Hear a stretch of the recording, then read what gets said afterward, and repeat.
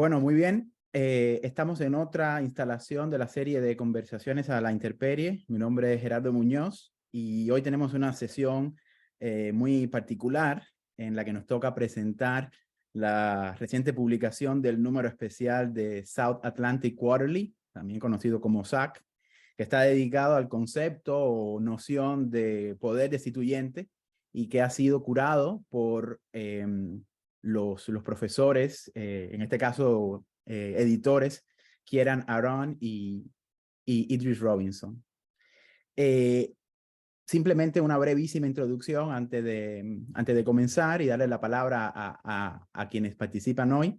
Me parece que es la primera vez que la noción de poder destituyente o potencia destituyente ha recibido, sobre todo en el mundo anglosajón, norteamericano, un tratamiento múltiple y sistemático, de manera que este número nos parecía de especialmente interés para vincular una serie de discusiones en curso ligadas al colapso de la gramática de la política moderna y también tomando las diversas coyunturas de las revueltas de los últimos años, ¿no? Revueltas que han sido revueltas contra metropolitanas. Y en efecto, me gustaría citar un mínimo fragmento de la introducción del número antes de pasar a los invitados, para hacernos una idea, ya que algunos no habrán leído el número, ¿no? Me parece que en uno de los nudos esenciales de la introducción nos dice Idris Robison y Kieran Aarons que la ausencia de un horizonte político positivo hoy ha llevado a algunos a presionar por un regreso de las formas tradicionales de organización y alternativamente por un nuevo momento madiciano, mediante el cual se podrían traducir experimentos demóticos fugitivos en instituciones públicas duraderas. Este momento especial explora la posibilidad de que solo un no, o sea, decir no, es necesario para la ruptura paradigmática más profunda con la tradición de la política occidental. Y tal vez esta ruptura ya está en marcha. De manera que, bueno, le damos la bienvenida al horizonte de la destitución que se ha puesto, digamos, en la mesa a partir de este número. Y felicitamos a los editores, ¿no? Ahora paso a los invitados. Algunos son viejos amigos y que han participado en otras conversaciones acá. Primero tendrá la palabra Sonali Gupta. Ella es investigadora, científica, y ha participado en un sinnúmero de conversaciones y ha publicado en revistas como eFlux o Ill Will, entre otras. Segundo, tenemos también a Francesco Guercio, que es traductor, editor y investigador de la publicación en Italia de arqueología filosófica, que todos aquí más o menos conocemos y seguimos, ¿no? Y para terminar, la verdad que siento, y creo que no hablo en nombre propio, creo que es un verdadero honor contar con un viejo amigo, Diego Sztulwark. Como sabemos, fue integrante del colectivo Situaciones hacia comienzos del milenio, cuyo analítica sobre la coyuntura de la crisis del 2001 en la Argentina introdujo, entre muchas otras cosas, una elaboración concreta y versátil sobre la noción de poder destituyente para leer aquel suceso. Se pudieran decir muchas cosas de Diego, pero solamente voy a decir dos, ¿verdad? Diego ha hecho un trabajo fenomenal, yo diría que monumental, en el rescate y la reedición de la obra completa de León Rochisner en la Biblioteca Nacional de la República Argentina. Y además de esto y de muchos otros trabajos, lleva un sinnúmero de grupos de estudio en la que se mantiene el pensamiento vivo y una interlocución donde único es posible hoy, yo diría, ¿no? Que es fuera de la universidad. Así que bueno, Diego, gracias de nuevo por aceptar estar acá y por tu interlocución. I think it might be necessary now to say, I won't translate word by word everything I said, right? But just because some people might be listening to this later on that don't know Spanish, basically I said that we welcome the issue of South Atlantic Quaterly that is dedicated to Destituent Power, edited by the academics, and well, they're more than academics too, thinkers and activists, Idris Robison, Kieran Aarons. They have done an important work by situating in the horizon of the contemporary discussion the notion of destituent power for the first time in English in a systematic and very heterogeneous way.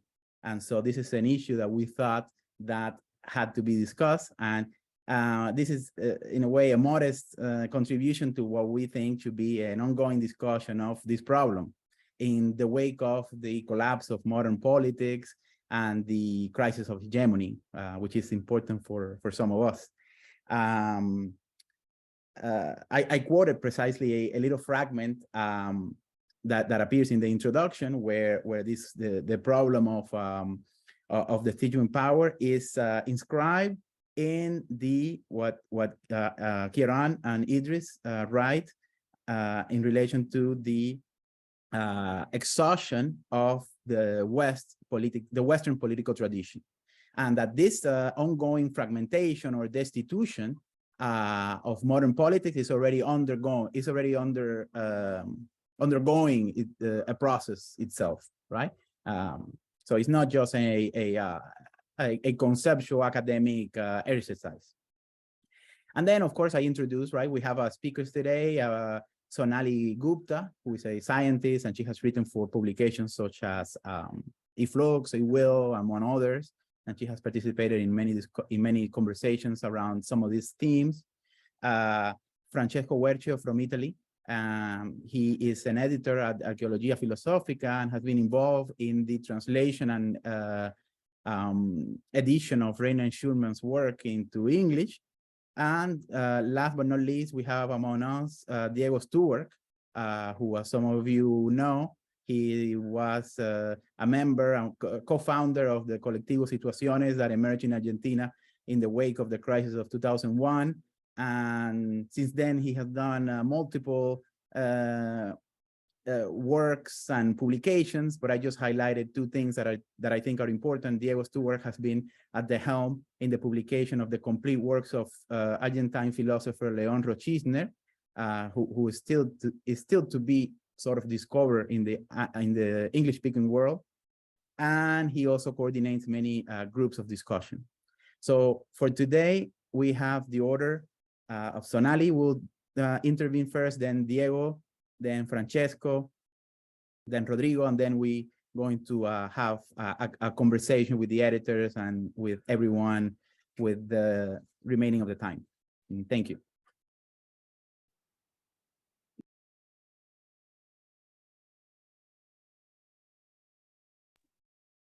So Sonali, whenever you're ready. Okay, great. First of all, I just want to say that reading this issue of the South Atlantic was a lot like one of the rare albums where every song is just fire. And so it's like one after another. It's like they really intermesh and create like, yeah, a structure.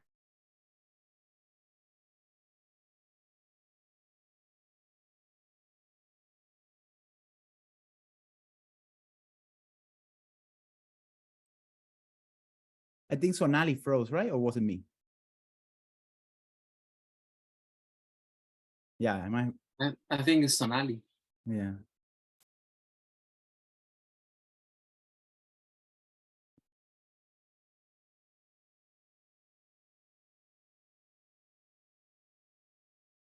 Sí, parece que hay problemas con la conexión de Sonali.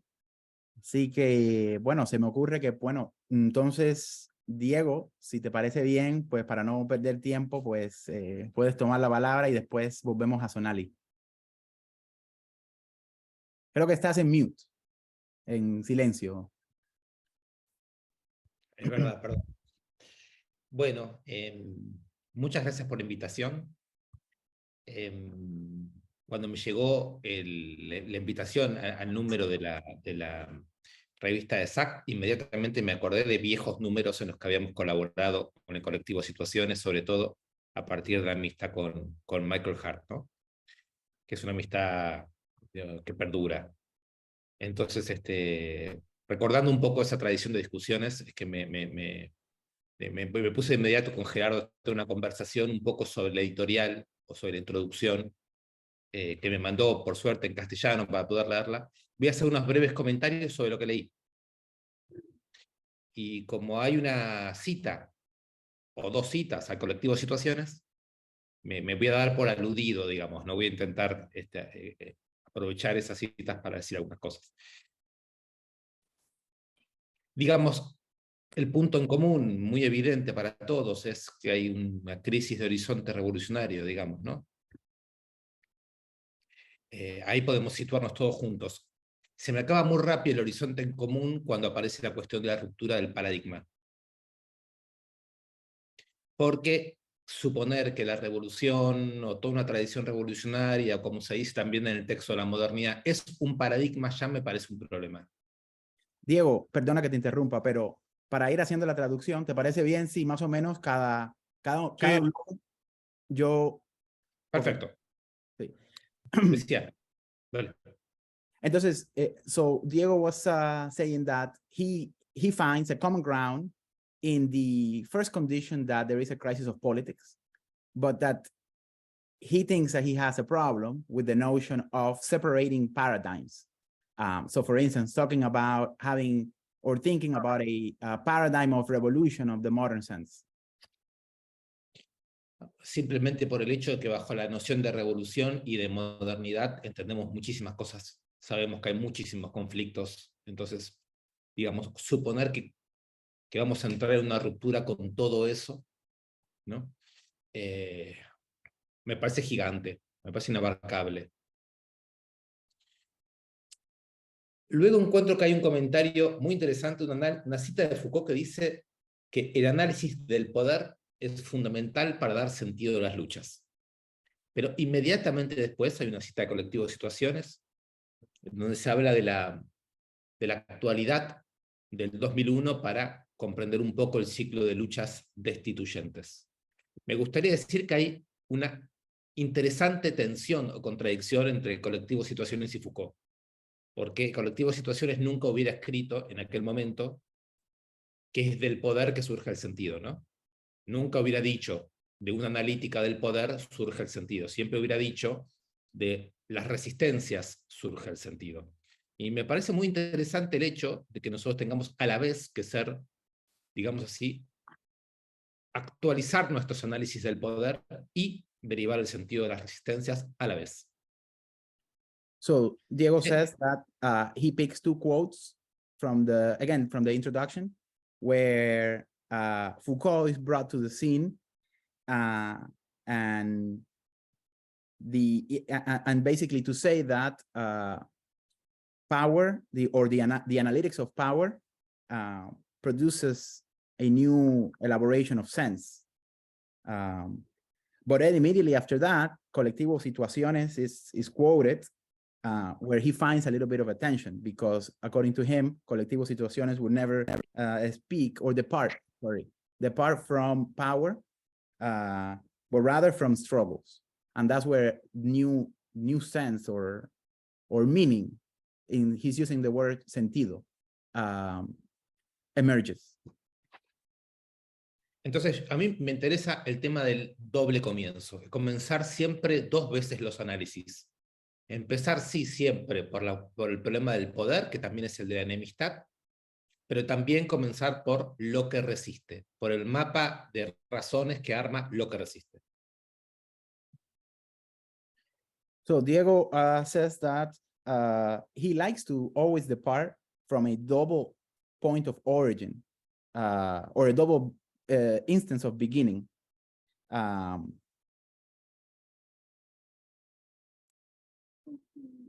This is the origin where brings up the problem of enmity, but also resistance. Cuando el colectivo Situaciones hablaba de insurrección destituyente, que fue una cosa que fue escrita, bueno, como caóticamente, porque había que dar cuenta de una situación callejera que ya estaba ocurriendo, ¿no? Fue una cosa un poco, no... Fue intentar buscar una imagen para una insurrección que no iba a tomar el poder y que no iba a hacer una revolución. Pero sin embargo producía efectos, ¿no? en el lenguaje de entonces de colectivo de situaciones, ese lenguaje venía acompañado por otra idea que era la de contrapoder. Venían juntas. La idea de un contrapoder que iba a operar, ¿no? O que venía operando, produciendo efectos destituyentes, más que, digamos, dando lugar a una forma política nueva. Yeah, so when Colectivo Situaciones back in the early millennium spoke about a destituent insurrection, which was a term deployed almost like an image. It was something developed in the heat of the time without much elaboration of the conceptual nature. This was a language that was deployed in relation or had a sister term that was counterpower or contrapoder. And this counterpower was meant to operate to generate new effects. Bien. Respecto a la idea de rechazo de la política que aparece tan fuerte en el texto, y recordando también las cosas que nosotros pensamos sobre el rechazo a la política en aquel momento, ya hace mucho tiempo, ¿no? Hace más de 20 años. Me acuerdo mucho una consigna o frase que pasó circulando y nosotros la tomamos, que es que la política ya no pasa por la política. Me gustaría dar una vuelta a esta idea. Que la política, en el sentido de poder revisar estructuras, sistemas, relaciones sociales, formas de dominación, ya no pasa por lo tradicionalmente político. Me parece, ¿querés traducir? Sí, mejor sí. So he wants also to emphasize this idea that is very prominent in the issue of the refusal of politics. In relation what he or Colectivo Situaciones thought back in the days, which was condensed in a sort of maxim, which was that politics no longer was no longer to be allocated in politics. So the political is no longer in politics, right? The politics is not to be found in the institutional or in the system of domination that we tend to associate politics itself. Que me parece todo lo contrario de lo que ocurre hoy cuando, por ejemplo, en la Argentina, pero yo creo que en todo Occidente, la fórmula se ha invertido. Se apela al Estado, a los partidos políticos y a la comunicación para liquidar cualquier idea de transformación. Y me parece que eso es la llamada ultraderecha, libertarios, etcétera, que hoy nos agobian. So in a way, today, the problem or the definition has been inverted in the sense that politics is precisely what is emptied out, what is not recognized or understood as a problem of domination.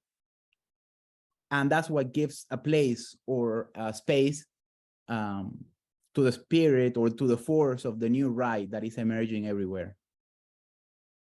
Es decir, que cuando decimos rechazo de la política, hay que precisar bastante de qué estamos hablando.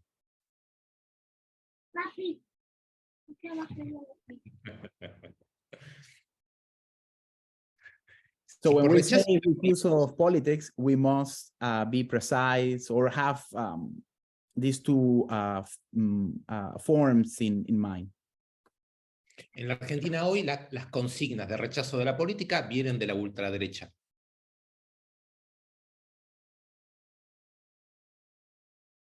In Argentina, the refusal of politics, for instance, comes from the right. Y son una forma de milicias que desean asegurar el orden a toda costa. And these are factions that want to guarantee order at all costs. Entonces la idea de destitución que nosotros teníamos en el 2001 era un intento de rehabilitar una idea radical de la política. So the idea that we have back in 2001 against politics could also be understood as a way to rehabilitate a new notion of politics. Bueno, esto es importante porque de alguna manera en lo que pasó en la política argentina, en la política política, es que la política fue tomada en muy buena medida por el lenguaje de la revolución de los años 70. ¿Tú quieres decir en la derecha o en general? No. Digo que en aquel momento, después del 2001, cuando llegó el kirchnerismo, cuando, digamos, el lenguaje de la politización apareció para restituir lo político, eso fue en un corte con la imaginación del 2001.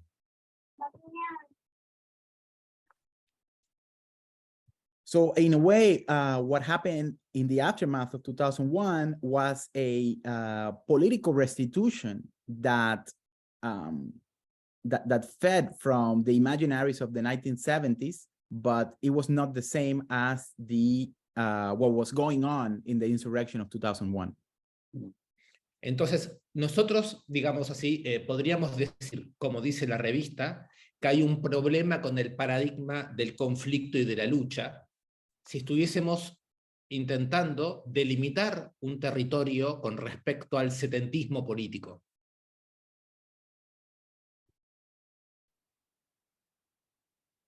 Sí. ¿Cuál es la relación con el setentismo? Bueno, hago el argumento de esta manera. Después del 2001, el ciclo de politización posterior fue un ciclo que retomó el lenguaje de la politización de los años 70. ¿Sí? Entonces, yo podría decir desde hoy que esa manera de pensar el conflicto, esa manera de pensar la lucha, que se convirtió en una forma de politización desde el Estado en la Argentina, sería aquel paradigma con el que nosotros quisiésemos romper. Yo podría intentar acercarme a la editorial de la revista por ese lado. Pero quisiera decir que no me resulta satisfactorio, pero si querés traducir esa parte y yo después completo. Yeah, so basically this is an extension of the previous part, which is that in the aftermath of the 2001 crisis, the new Kirchnerist governments that took place basically co-opted and functionalized the imaginaries of the 1970s ideals and spirit of militant struggles, right? And Diego says that in a way he understands that we need to break away with that. It's something old, but perhaps not with the idea of struggle itself. Por un lado, porque me parece que una cosa es organizar una secuencia política enunciando el conflicto, hablando del conflicto, proponiendo hablar en términos de conflicto, y otra cosa es leer el conflicto, aprender del conflicto. Me parece que son dos cosas completamente diferentes. Because one thing is to be able to reject or to refuse the conflict, but at the same time, there is also a space in which we can learn from the struggle. Sí, y de hecho, esto no me permite hablar de un paradigma del conflicto o un paradigma de las luchas, porque las luchas y los conflictos reales me siguen pareciendo a mí absolutamente fundamentales en contra de las formas de estereotipización de los conflictos y de las luchas.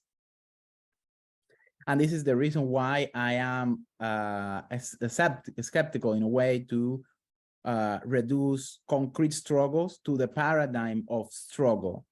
I still think that there is a need to comprehend the concrete struggles that take place in reality.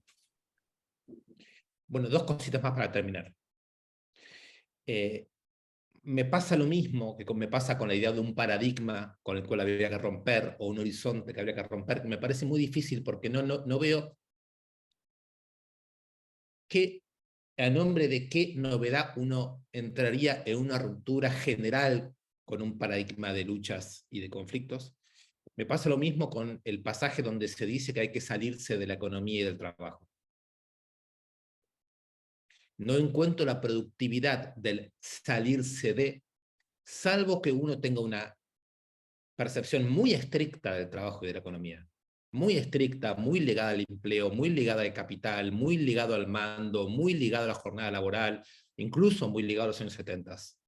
Pero me parece que, digamos, ahí, de vuelta, ¿no? La lucha contra categorías congeladas no me parece que abra de por sí un camino. Más bien, prefiero pensar que Marx no encerró, como se dice, la realidad en la jaula de la economía o de la crítica de la economía, sino que la crítica de la economía política no es la economía política, es una ampliación al campo del conflicto social en su conjunto. Okay, and in this way, this is why I think that perhaps I don't understand what would be the productivity, what would be the conceptual gain if we break against the reduction of certain paradigms. For instance, the paradigm of productivity or work. If we look at labor today, for instance, we see that it's not something fixed or a formalized paradigm. It's not formal production, right? There is something else there. And I would like to think that even for Marx, the universe of political economy is not something frozen in the concept, but is rather a field that opens in which we can understand the tensions of exploitation or subsumption. Termino simplemente diciendo que lo que más me interesa del texto que leí es un tono común que tiene que ver con la necesidad de saberse entrampados, de necesidad de describir la trampa, de la necesidad de buscar un camino en donde no lo hay, y finalmente en la idea de que nuestra capacidad de descripción de la trampa solo tendrá algún sentido si somos capaces de hacerlo conectando con la desesperación, no salvándonos de la desesperación. Me parece que hoy, por lo menos en América Latina, eso se lo ve con muchísima claridad. No le podemos regalar la desesperación al enemigo. What I do rescue, and I think it's important in this issue, is a thorough tone or common tone, I guess in the works and in the introduction, in the articles I meant, that expresses that we are entrapped. We're entrapped conceptually, and we're entrapped in finding a way out. But there is also then here a certain desperation in relation to this trap or dead end. But at the same time, I think that we shouldn't too quickly move to find a way out in order to exchange it for trying not to feel desperate. We shouldn't give to the dominant powers today the idea of desperation. Bueno, muchas gracias. Excelente, Diego, gracias. Y pasamos a Sonali. Hi, hopefully I won't get kicked off again this time. Okay, so I'll pick up on the first thread. I don't know how much was heard, but basically, Agamben starts by reintroducing what he identifies as the essential problem of like Western ontology, which is the separation of the possible from the real, and then goes into the sort of Marxian concepts of like philosophy cannot and must not realize itself in politics. Like already, like both are already fully real, and almost like co-terminal with one another, where the possibilities of one translate into like the simultaneous reality of the other.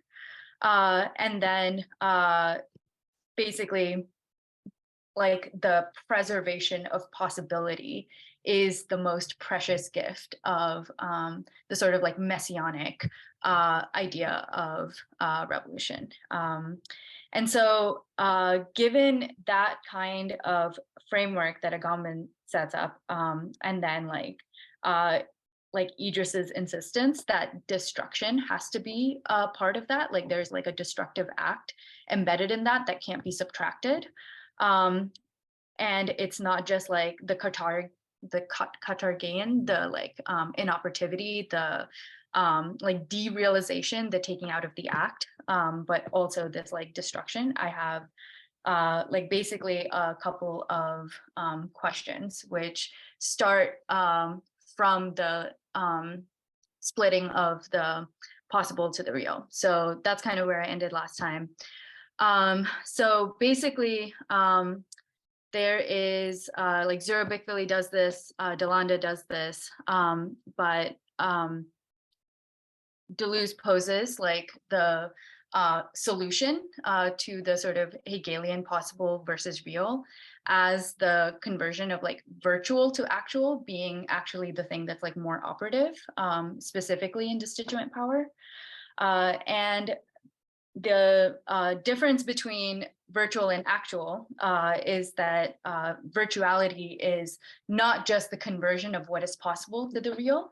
If, as Agamben argues, like the point is to end our understanding of realization as like the ende or like, you know, capital E, then we can like kind of fall back on the concept of virtuality, virtuality being almost like metastable, coexistent processes of revolutionary activity that are truly revolutionary, not because they like rely on any particular progression of time for their realization, but because they have this kind of coexistence with reality, because you can actually claim like they're real here and right now.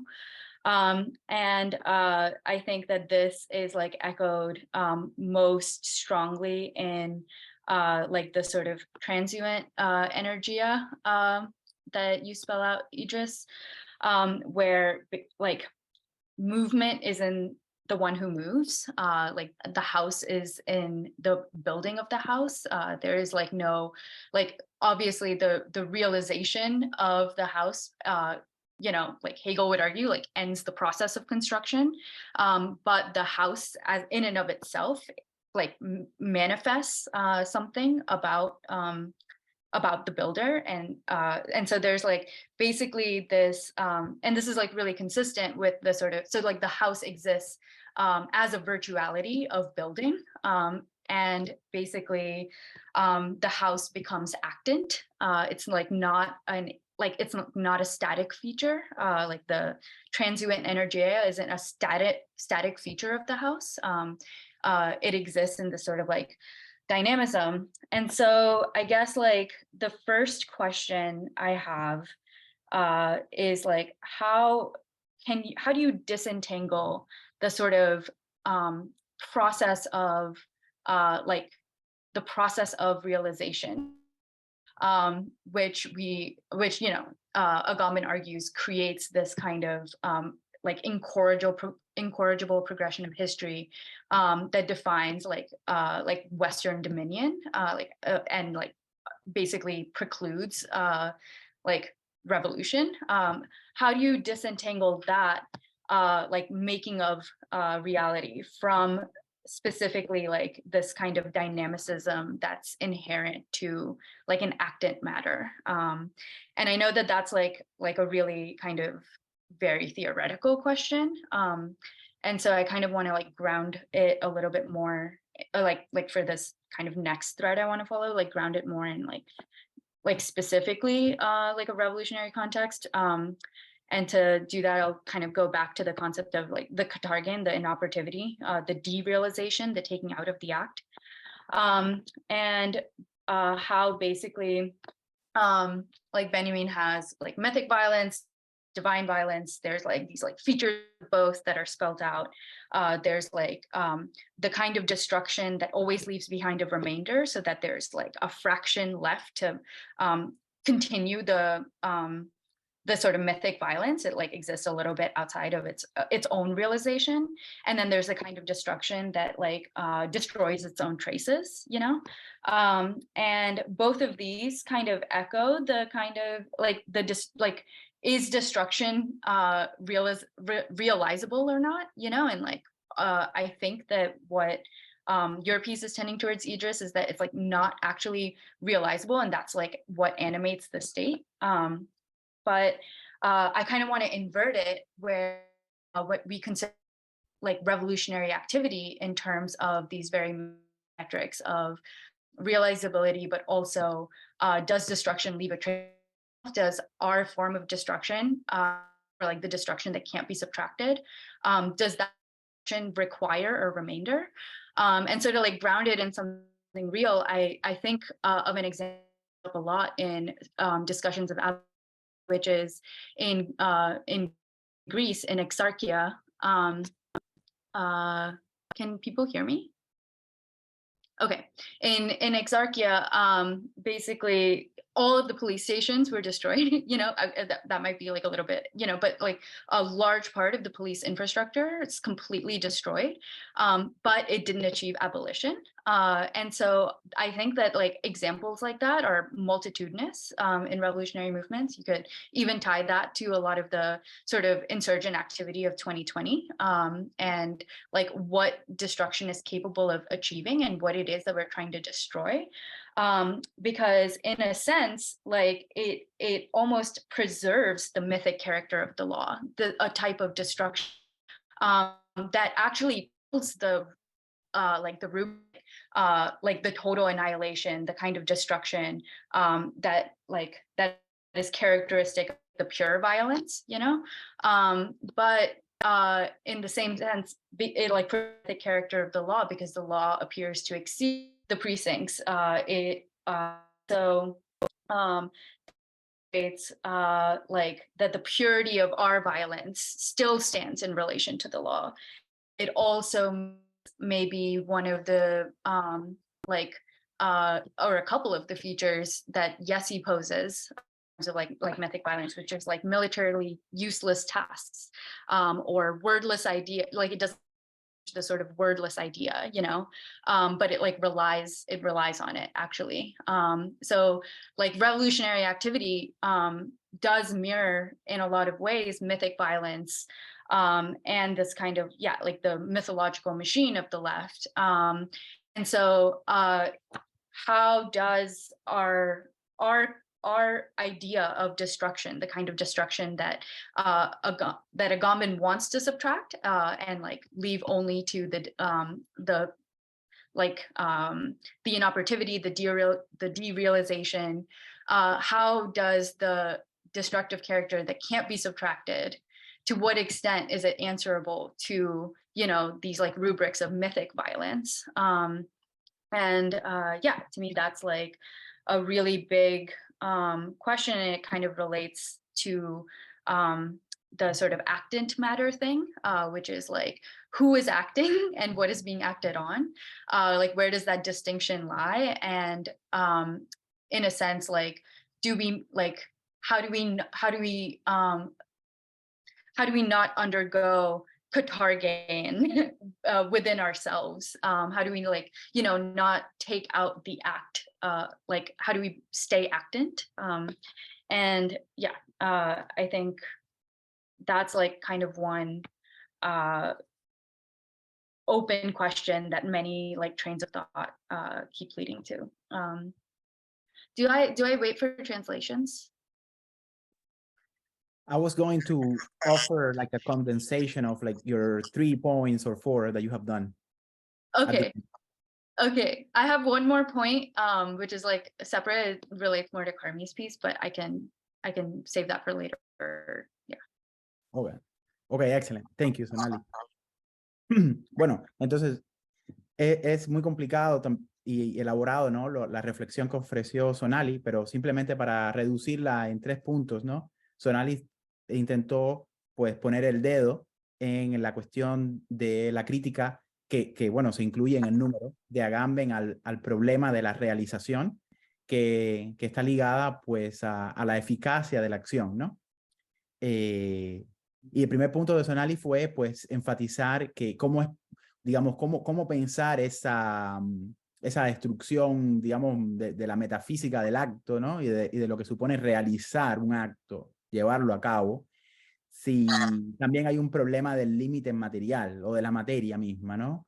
Que bueno, desde la ciencia, digamos, pues hay una cuestión empírica ahí que es bastante difícil de pensar en una no realización de la materia, ¿no? Entonces el problema del materialismo ahí aparece de manera central.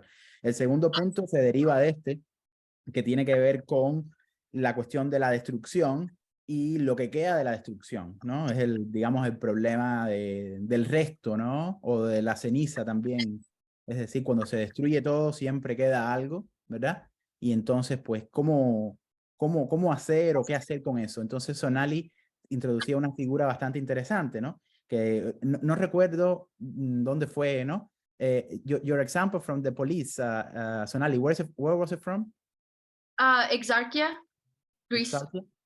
So like large parts of Greece, not just confined to that neighborhood, but yeah. Okay. Entonces, en Exarchia, en Grecia, pues hubo una quema total de la policía, es decir, una destrucción total de la infraestructura policial. Y sin embargo, pues no fue abolición, es decir, no fue un momento de abolición pura de la policía, sino que más bien, dijo Sonali de manera provocativa, pues se preservó un grado cero de la violencia mítica, ¿no? Es decir, al final se llegó hasta ahí, pero no se pudo más. De hecho, al contrario, pues la policía regresa, ¿no? Como un fantasma. Y bueno, finalmente, pues la crítica de Sonali tenía que ver con eso, ¿no? Con cómo pensar, digamos, el nudo en el que se encuentra Agamben en cuanto a la crítica de una desrealización absoluta en la tradición o en el debate revolucionario, ¿no? Y le doy la palabra a Francesco. Thank you so much. Should I speak in English? Would that be better? Francesco, sí, como tú sabes español y lo hablas perfecto, si pudieras hacer tu intervención en inglés, pero después como hacer un mínimo resumen en español sería perfecto. Okay. Well, thank you so much for inviting me. That's really so much on the plate. Thank you, Diego, for your intervention. Thank you, Sonali, as well, also for your questions, which I think are key. Especially, you know, the question of destruction, right? And that's also something that I would like to stress, which I think that it is like an album in which all the songs are fire, right? The issue of SAQ, but certainly there are some fires that burn even more than others, and that's certainly Idris's paper. I think, and it is key that is that there is this removal of the annihilation, right, in Agamben's reading of Benjamin, and his stress of the desertion, right, or the position, the Entsitzung. But I think that what I would like to stress on is I would like to start from the introduction, right? And also this threefold kind of register, right, that you guys wanted to focus on, and the ethical, the epochal, and the political registers, and the struggle to, in some sense, grasp a common thread between these three registers, and how to, and you know, so my first question would be, how do we imagine living a form of life that links the three registers together and in some source deactivates, in an Agambenian sense of the word, the distinctions between these three senses, right? if the epochal destitution or preemption, as Schurman used to say, the epochal emptying out or exinanition or vacation of principles, right, of the archai, is before everyone's face. Then also the political is, but also the ethical emptying out is. How do we live in this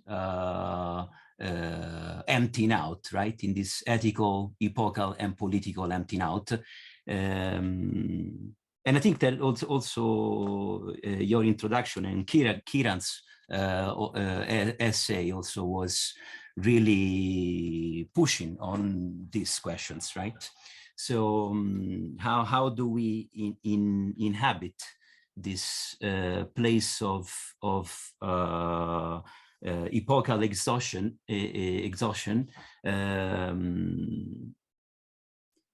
by both deserting it and distracting our possibilities of deserting it, right? So how do we live in the world without being of this world, right? It's the osme, it's the Agambenian osme. So I think that this is key. I don't know if I should maybe translate this or just. So a mí me parecía fundamental la relación que hay entre los tres registros sobre lo que se focalizó el número del SAQ, lo ético, lo político y lo epocal, y como una forma de vida que piensa y se pone a vivirse en ese vacío epocal, ético y político, cómo se pone a también deactivar la distinción entre esas tres dimensiones. No sé, Gerardo, si quería ayudarme con el castellano. Bueno, sí, pudiera, pero como no estaba preparado, no perfecto, ¿eh? Sí, pero estuvo perfecto tu condensación, ¿eh? Bueno,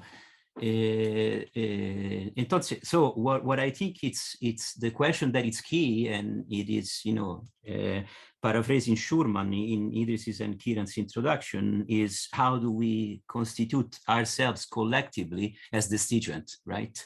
So how, and this is key, especially in considering catargesis, like the destitution as this destruction also of oneself, right?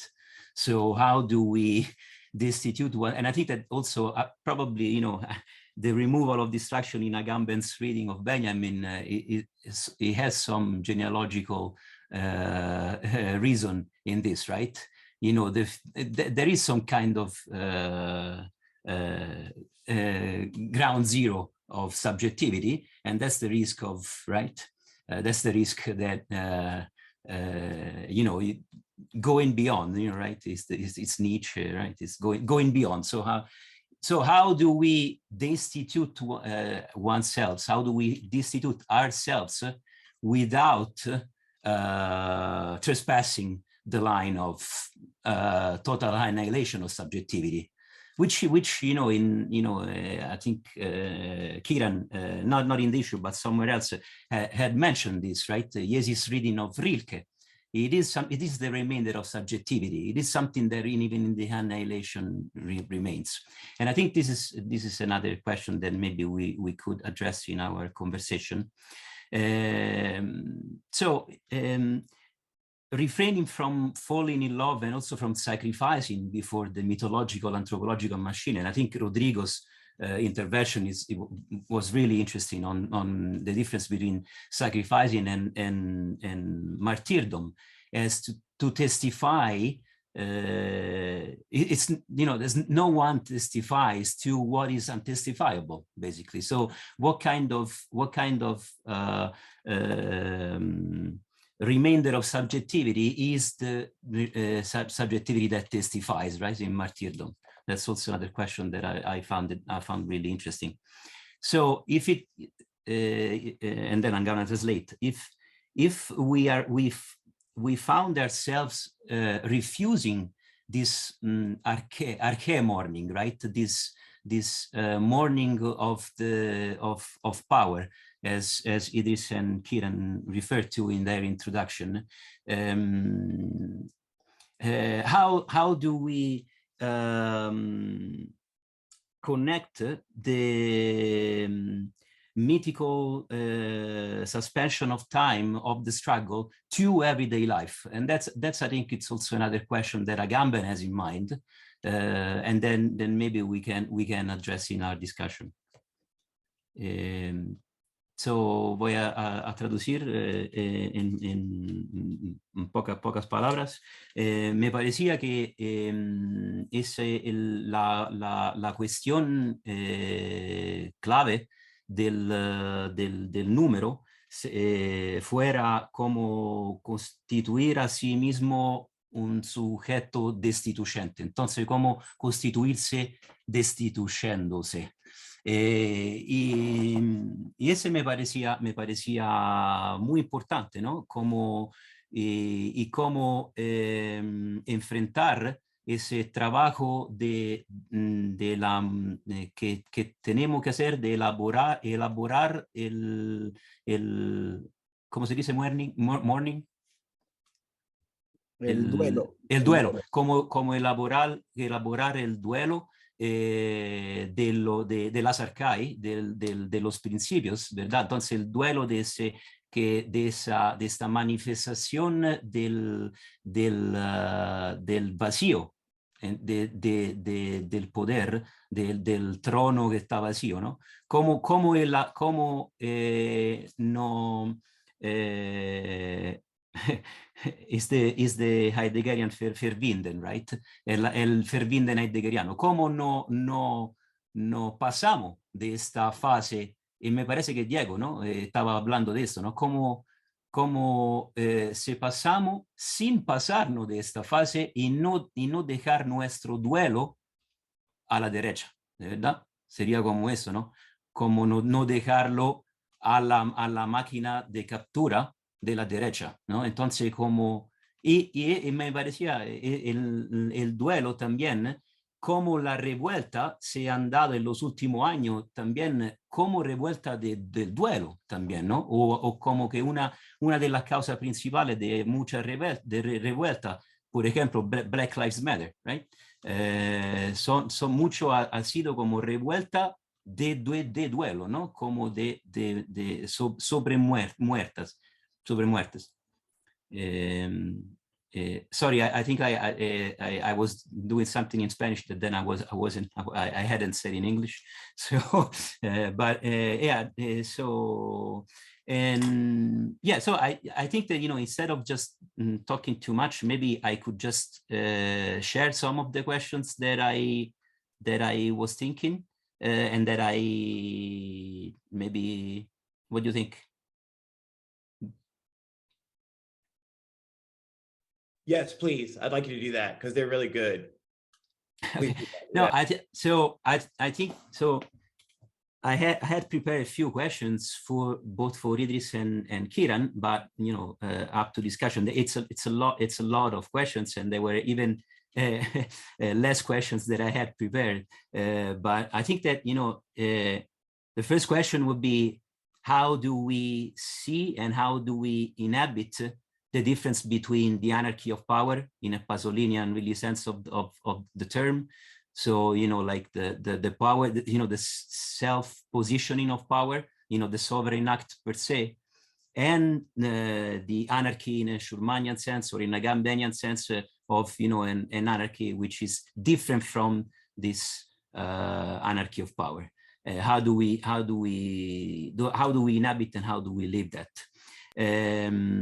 How do we pair the destruction of idols, so the pars destruens, right, that Idris mentioned, and Kieran as well?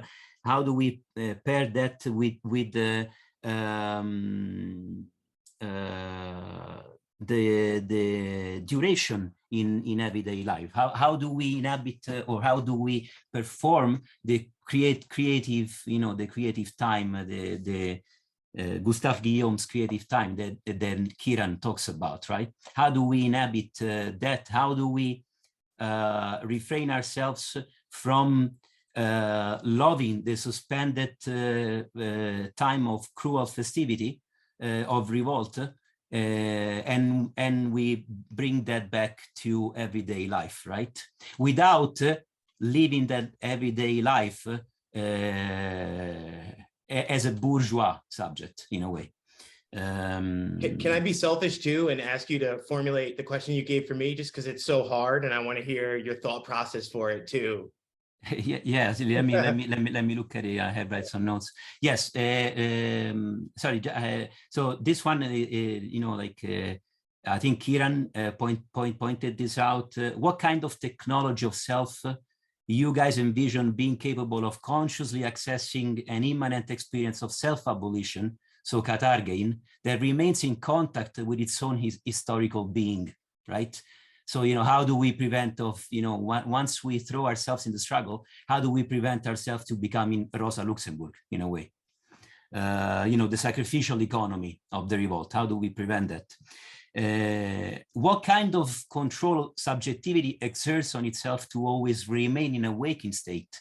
I think that this is key, especially if we want to apologize, if we want to avoid a sacrificial economy in the struggle, and also this hyper-identification, I think Kieran said, talking about Rosa Luxemburg and Karl Liebknecht. How do we avoid this by remaining in a waking state? And what kind of control on subjectivity it is to remain in a waking state, right? To remain alert, and even as a technology of the self based on monastic rules, for example, right? Like if we go back to Agamben, what kind of organization of life? And I also thought that the essay on the Panchos was really interesting, right? In Ciudad de Mexico.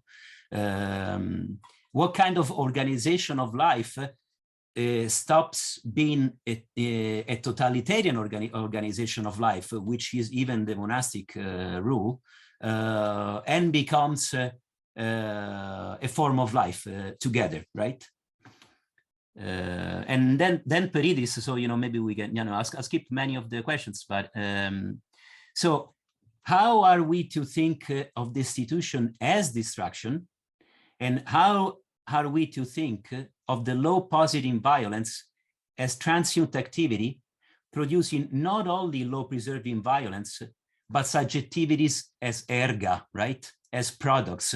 So if we consider subjectivities as something that is producing a transient energeia, right?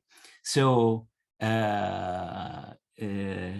as subjectivities as material products, as fabricated by power, right? They're fabricated like a house, or like even in the Aristotelian example, we can take that, right? So how are we to think this, and how are we to think of distracting our subjectivities, right? Without without trespassing, right, the edge of, so how do we keep the remainder of subjectivity that allow us to inhabit historical time and continue struggling and living together, right, as a form of life? Otherwise, we will just immolate ourselves in a revolt, right? We will distract ourselves. So can catargesis be taught via Agamben, both at distraction of energeia qua poiesis, right? So distraction of energeia qua fabrication of subjectivities and laws, law preserving violence, and destitution of energeia as praxis. Because I think that Agamben, I think that the reason why Agamben also, that this kind of removal, right, of distraction in his reading, but because he's really focused on praxis. And I think that he has in a way, I don't want to say willingly, but like he has some in some sense put aside the energia as poiesis. Your philological analysis of Aristotle was fantastic. I went back to metaphysics. I went back to the Greek, and fantastic. But we're not here to flatter ourselves, so let me keep going on. So how are we to bridge the exceptional cleft between desertion, so destitution, and distraction, right? So how are we to bridge if we want to supplement Agamben's analysis, right? How are we to supplement? And I think Stephanie Wakefield, right? She said, if destitution is a dynamia, it is like nonetheless, in an Aristotelian sense, it is dynamis, right? It is power to and power not to. So if it's power not to, right, to refrain and to live, as not, it is also power to, right? And I think that Diego also was pointing that out, right? So, yes. No quiero interrumpirte, pero como son tantas buenas preguntas, quizás se podemos tomar otras después. Yeah, yes, of course, please. Because we are a little bit on the threshold of the time. Please. And sorry to interrupt you, but I think Rodrigo is going to say just one thing, and then we're going to hear from Idris and Kieran. Thank you. This is a very short. I just want to posit the problem of how destitution can be related with comedy, because the martyrological figure that I try to work is just a joke. It's just the expression of a joke against power. I try not to read martyrdom as a tragical figure, but a comical one. So how could we think destitution with comedy? And I want to link with another issue that is absolutely related with this. How could we relate destitution, comedy, and imagination? Because I think destitution is not a negativity only. It's not a negative politic only, but it's a way to think the problem of creativity, the problem of another way to think the problem of creation, not the modern way to think the creation with the metaphysics of the subject, but another way to think the creation. So how could we link destitution as imagination? And I want to think imagination not just a faculty of a kind of subject, but a material world. Imagination as a place, or if you want, as a material world. So comedy and imagination, I think, for me, are the two pivotal problems that destitution may offer to redefine politics, because I think what Diego said is very important. I think destitution is not a destitution to politics as a universal. It's a destitution of politics, of a way of politics, to redefine the terms of the politics. Just something like this. It's a, I think, it's a rupture with the politics as a universal issue, but a redefine of the way as we think politics, ¿no? Lo digo en castellano de manera muy simple. No sé si Diego algo alcanzó a pesquisar, pero eran dos pivotes que me parecen importantes de vincular para no caer en la idea de que la destitución es simplemente negatividad, ¿no? Y que por lo tanto la destitución, en cuanto no es simplemente negatividad, uno podría vincularla, por un lado, a la cuestión de la comedia, ¿no? Y en el sentido de que es una política que se burla hasta cierto punto del poder, de las formas del poder instituido, etc. Y por otro lado, a la cuestión de la imaginación, en la medida en que la destitución podría ser pensada, y me parece que Agamben está pensando en eso, como otra manera de pensar la creación, ¿no? No pensar la creación desde la idea metafísica del sujeto, sino pensar la creación desde, ¿no? La cuestión precisamente de la potencia, ¿no? Entonces, creo que ahí estaría la cuestión. Just only a little commentary, a late commentary. Imagination, we could think imagination not as a constituent power. For that we have Castoriadis or maybe Tony Negri as a constituent power. But I think imagination has also a destituent power, and we have to think what maybe is the meaning of that. Quiero decir, la imaginación ha sido pensada siempre como un poder constituyente, por ejemplo, en Castoriadi o en Negri. ¿En qué medida podemos pensar la imaginación como una fuerza destituyente? ¿Y cuáles son los ribetes o las posibilidades? ¿Qué es lo que abre eso respecto de otras cosas, ¿no? Eso. Perfecto, gracias, Rodrigo. And then, well, now I think we can hear from Kieran and Idris. We will have maybe 40 minutes or so for discussion. Whenever you're ready. You want to go? Who should go first? Of the two of us, I guess. I'm sure we both have tons to say. It's up to you. It's your call.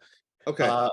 Well, why don't I just say one thing to Diego, and then I'll pass it off, and then we can pass it back and forth. How about that, Idris? Okay, good. That works. So I'll try and keep myself to 2 minutes, then we'll hand off. How about that? Sounds excellent. Yeah. So I appreciate Diego the suspicion that you expressed about the temptation to think in terms of paradigms.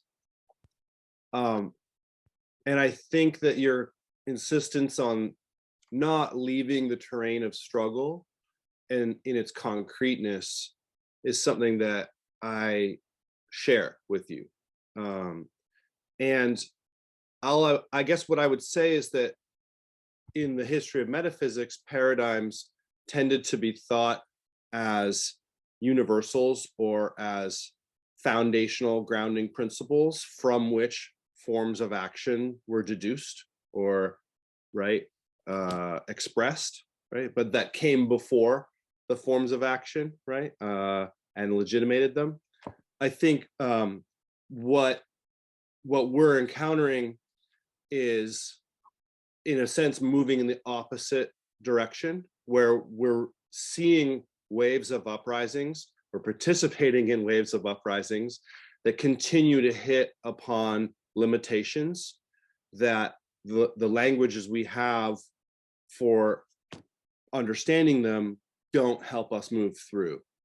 And so we're also encountering an inability in our language to even express the gap that we feel from the past. And I think that the reason why it's helpful to think in terms of paradigms is that it helps us understand, it helps us create distance between the forms of thought that we're accustomed to and what we're seeing.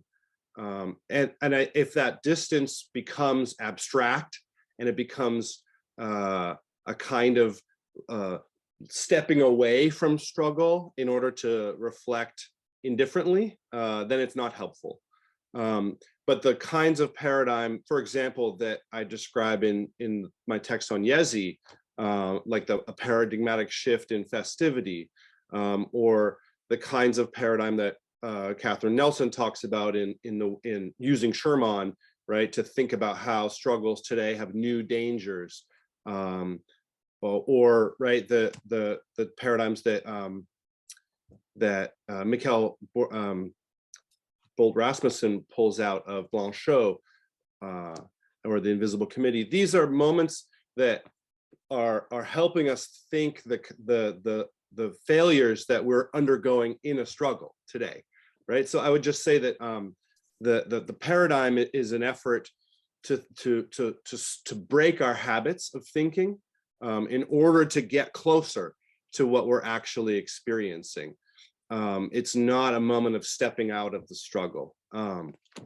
So I promised I would stop at 2 minutes. So let me just pause there for a second and then hand off. No, you can go a little more if you want to go, and then maybe, because he's saying 10 minutes in the thing, right, Gerardo? So, well, I was saying we bounce back and forth.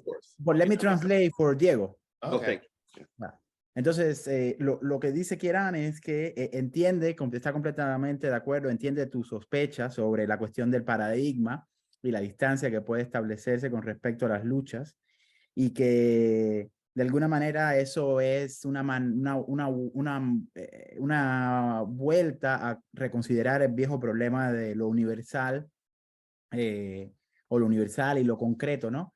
Pero que a él le parece que la cuestión del paradigma es central porque la manera en que él entiende el paradigma es como un registro en donde se organizan principios, en donde las acciones concretas se organizan y tienen lugar, ¿no? Logran su inscripción. Entonces, más bien a él le interesa invertir, digamos, una aspiración universal. En ese sentido estaría de acuerdo contigo. Lo que le interesa es ver, digamos, seguir las insurrecciones o las revueltas que han tenido lugar y en las que él ha participado en los últimos años, y ver de qué manera, digamos, los paradigmas, los lenguajes que se están usando son insuficientes para entender no solamente la complejidad, sino los límites y el impas, ¿no?, que tienen estas luchas a la hora de, pues, sostenerse en el tiempo o darse continuación, ¿no?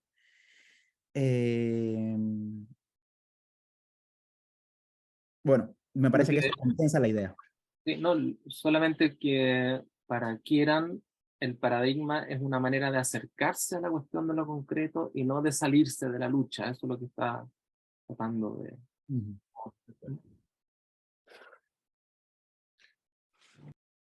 Idris, sorry. All right. Well, I want to respond to the two things about my text specifically. All right. But so for Sonali's question, right? So it's good that you put it in political frame. And I think sometimes, at least people who know me more as an activist, read kind of my intuitions into it a little bit. But I really wrote the text. I tried to be a philosopher as much as possible and then see how much bang I could get for my buck, right? In terms of cashing it out in the concrete world. So what I'm really trying to do is give an imminent critique of the two frameworks that Agamben takes on, right? One is Aristotle's modal ontology that gets pulled into Pauline political theology, and the other one is Benjamin's political theology. So the problem is this, is that what Agamben wants to do is to show that, you know, using these frameworks, how do we get away from the state, right? And what I try to show is that if we buy his own lights, right, by using his very own premises, by starting with what Agamben says, that we can't just have destitution as desertion. In order for him to cash out what he's doing, he needs to also complement it with destitution as destruction. So, and I think this is the confusion here, right?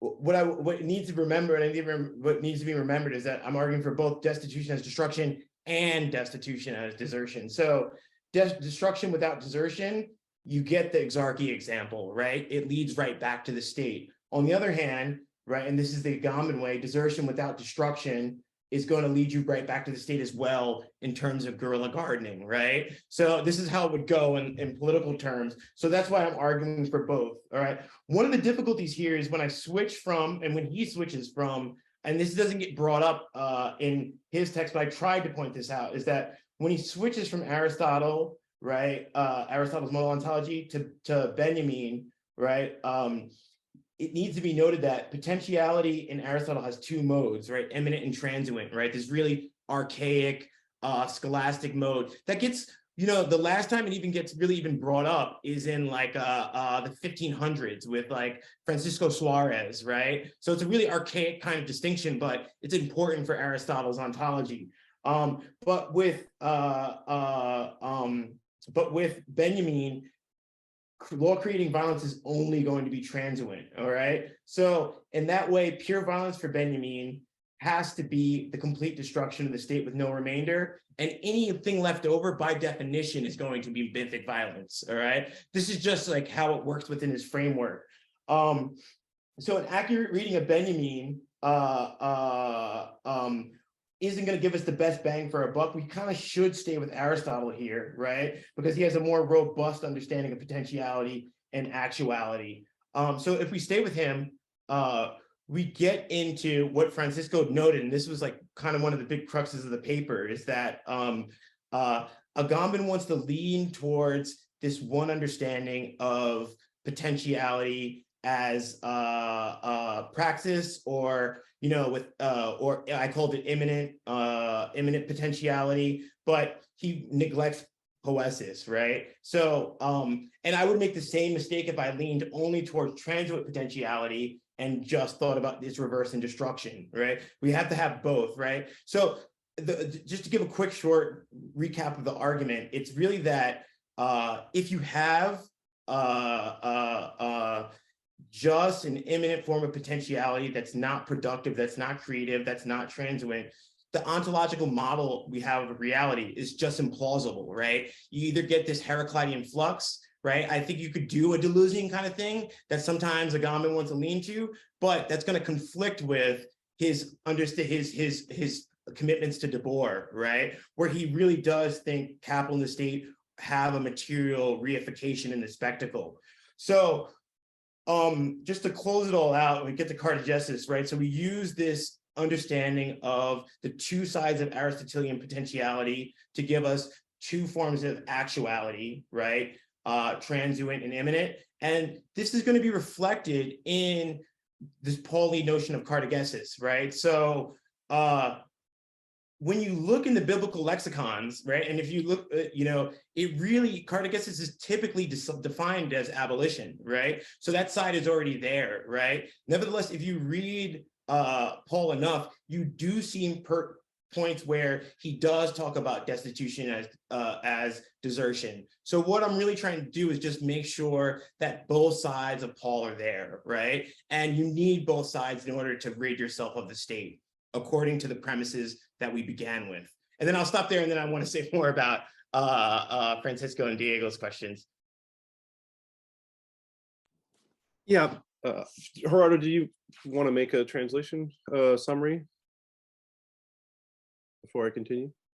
Well, in a way, I was already telling Diego through writing some of the things that Idris was saying.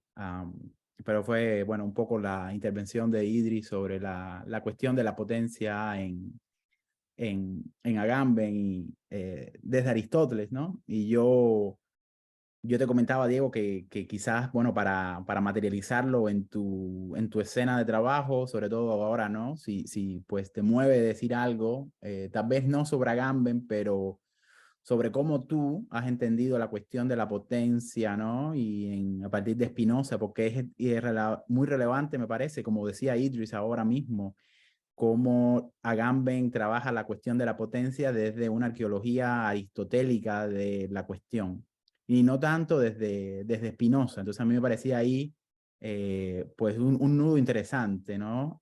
Por lo menos para establecer un diálogo, una zona ahí de conversación entre lo de Idris y el interés tuyo.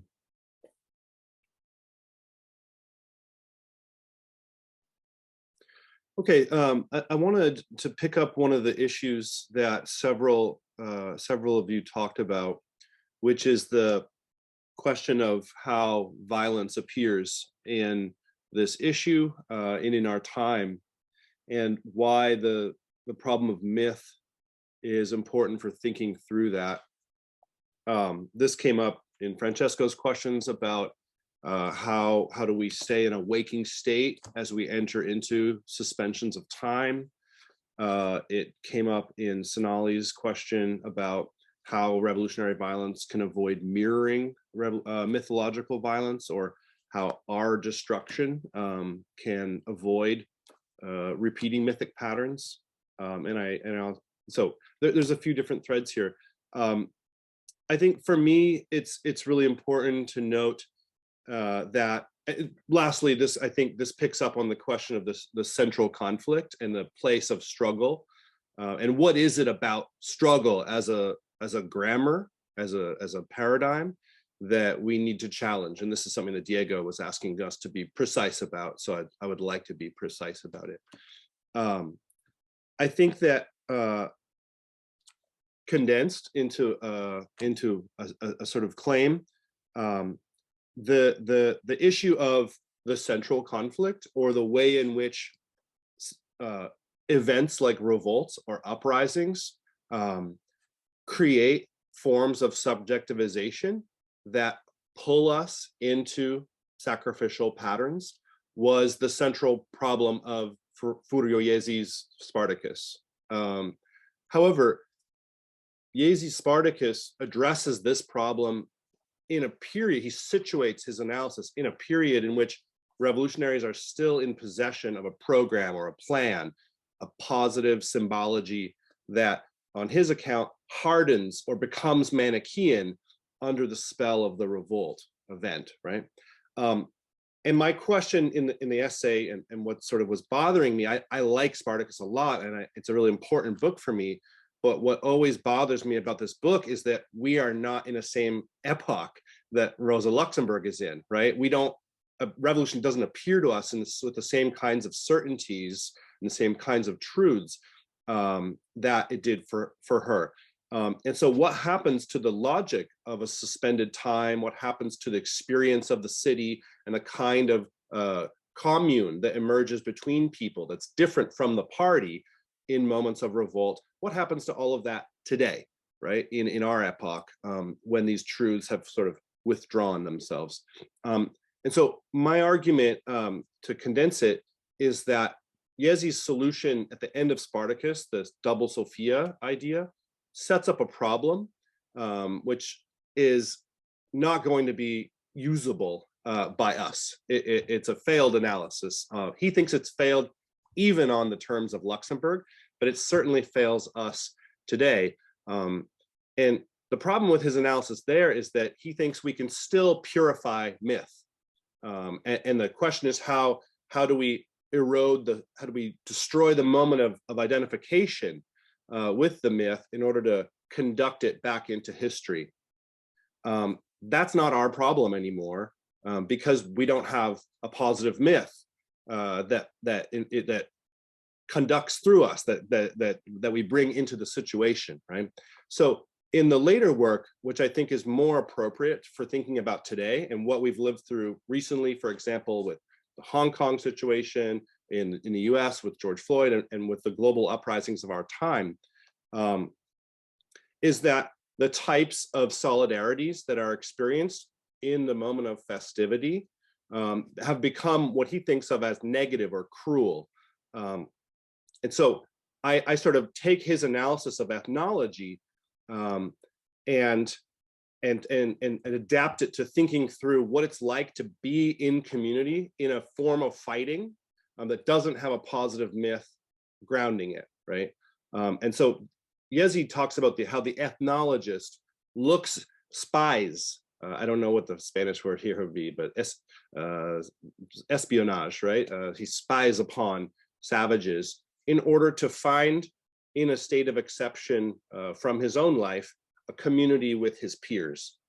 And what I think really accurately describes what the current revolts feel like about this is that I think today, what I'm calling a cruel festival here with Yezi is a condition in which the sharing of pain and the sharing of the experience of revolt still produces a feeling of community, but it does so only by plunging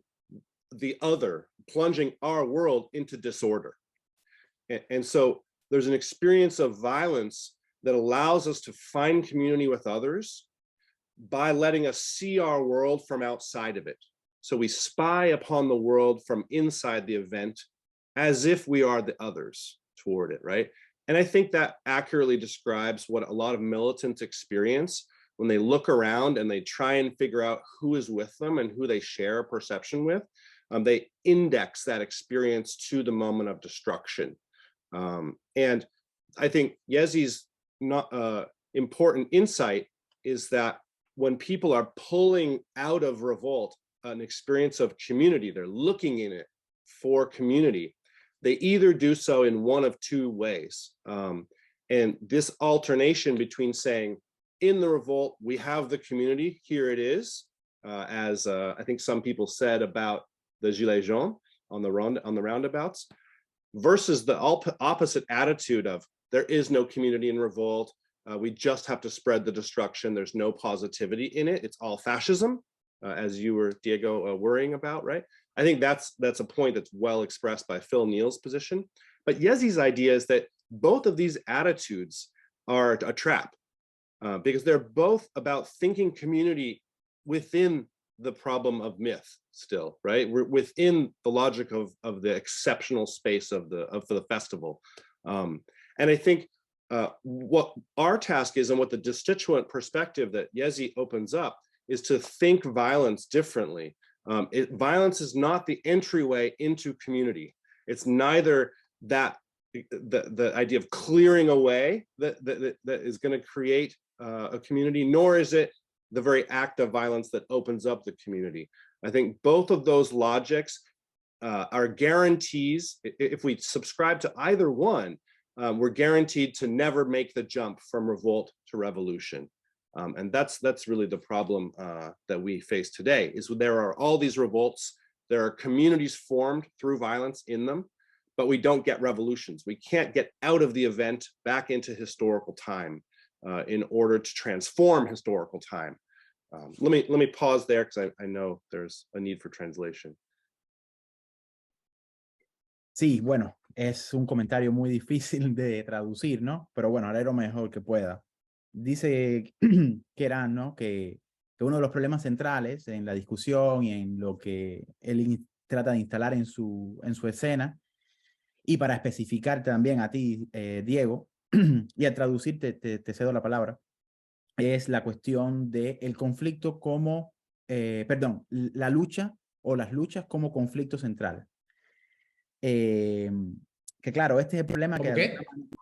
La lucha como conflicto central, es decir, como el conflicto central, digamos, que se instala y se busca acelerar para la historia, para el programa de la revolución, para establecer cierta simbología, ¿no? Uno puede pensar que de alguna manera en la modernidad la noción de lucha siempre estuvo ligada pues a un paradigma de conflicto central, ¿no?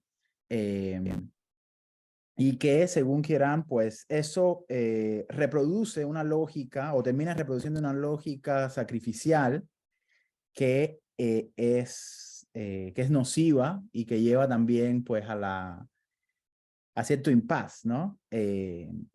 Y también a la cuestión de la autodestrucción, etc.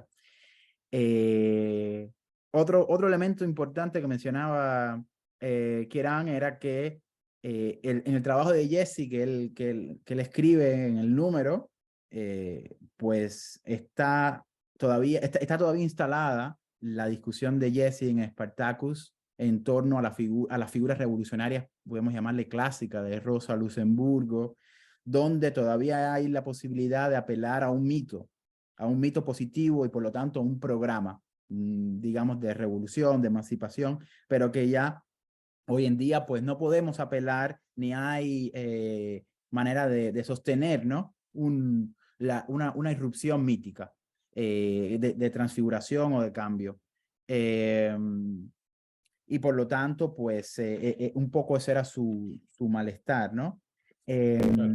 Otro, digamos, lo último que diría es que el último punto que dijo Kieran, que me parece importante, es que los militantes hoy, algunos militantes de las últimas revueltas tienden a indexar la instancia de la violencia a la comunidad.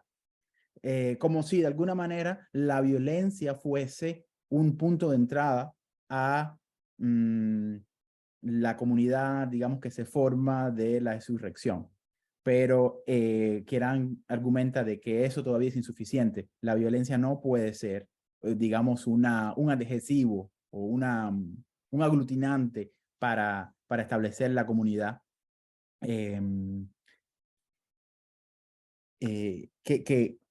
lleve a justamente el momento de transformación.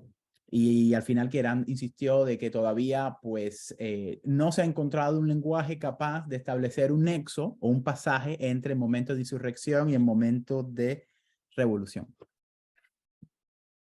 Y te paso la palabra. Let me just add, I'd like to add one more just like archaeological point in terms of connecting this problem in Yezi and the late works to Agamben. One of the things that I attempt to prove in this article textually is that the logic that Francesco was talking about, the sort of destituent host may, or to live our vocations as not, that Agamben develops and becomes the centerpiece of his theory of destituent power. The model for that was a term, a maneuver in Yezi's work that where he talks about a need to relate to the mode of subjectivization that we're going through, that deflates both options were given by the machine, right? And I think it's important that Agamben takes first Yezi's model and then develops his own, because if we don't understand that, we don't see what the problem that destituent power responds to is. And I think my frustration with a lot of the conversations that people have had who are not reading Agamben closely and don't follow the sources back is that they don't understand that the theory of revolt and the theory of insurrection is at the center of the problem around destitution in Agamben. He's saying, how do we get out of Yezi's problem? How do we overcome this suspension of time and historical time in their difference, right? And so the question for him is, how can we disrupt historical time without using myth as the lever to do that, right? And for us, that means how can we recognize that revolts themselves are impossible to live in, right? They can be lived, but you cannot inhabit a revolt, right? And if we base our idea of revolutionary community on the forms experienced during revolt, we will lose, and we keep losing because we keep trying to do that. So Agamben's problem is not about rejecting struggle or revolt. It's about understanding that in order to get to a form of life, revolt cannot be the lever that lets us break history. It's maybe an initial concussion that sets things in motion, but it must immediately give way to another form of inhabiting the world. And that's why it's Paul, ultimately, not Yezi, that answers the question, because Yezi doesn't have an answer to that question. But Agamben's work provides, I think, something that goes beyond Yezi on this question. Sí, muy bien. Y lo que agregó Kieran ahora fue que para él es muy importante la fuente de Yezi para entender a Agamben, porque si no entendemos esa fuente, no entendemos que Agamben no es simplemente quiere llegar a la insurrección o a la revuelta como punto final, sino más bien es el punto de partida para resolver el problema que está en el centro de Yezi y Yezi no pudo resolver, que fue cómo ir más allá del tiempo suspendido de la insurrección y poder establecer otra mediación con el mundo o salir de ese momento de excepción, ¿no?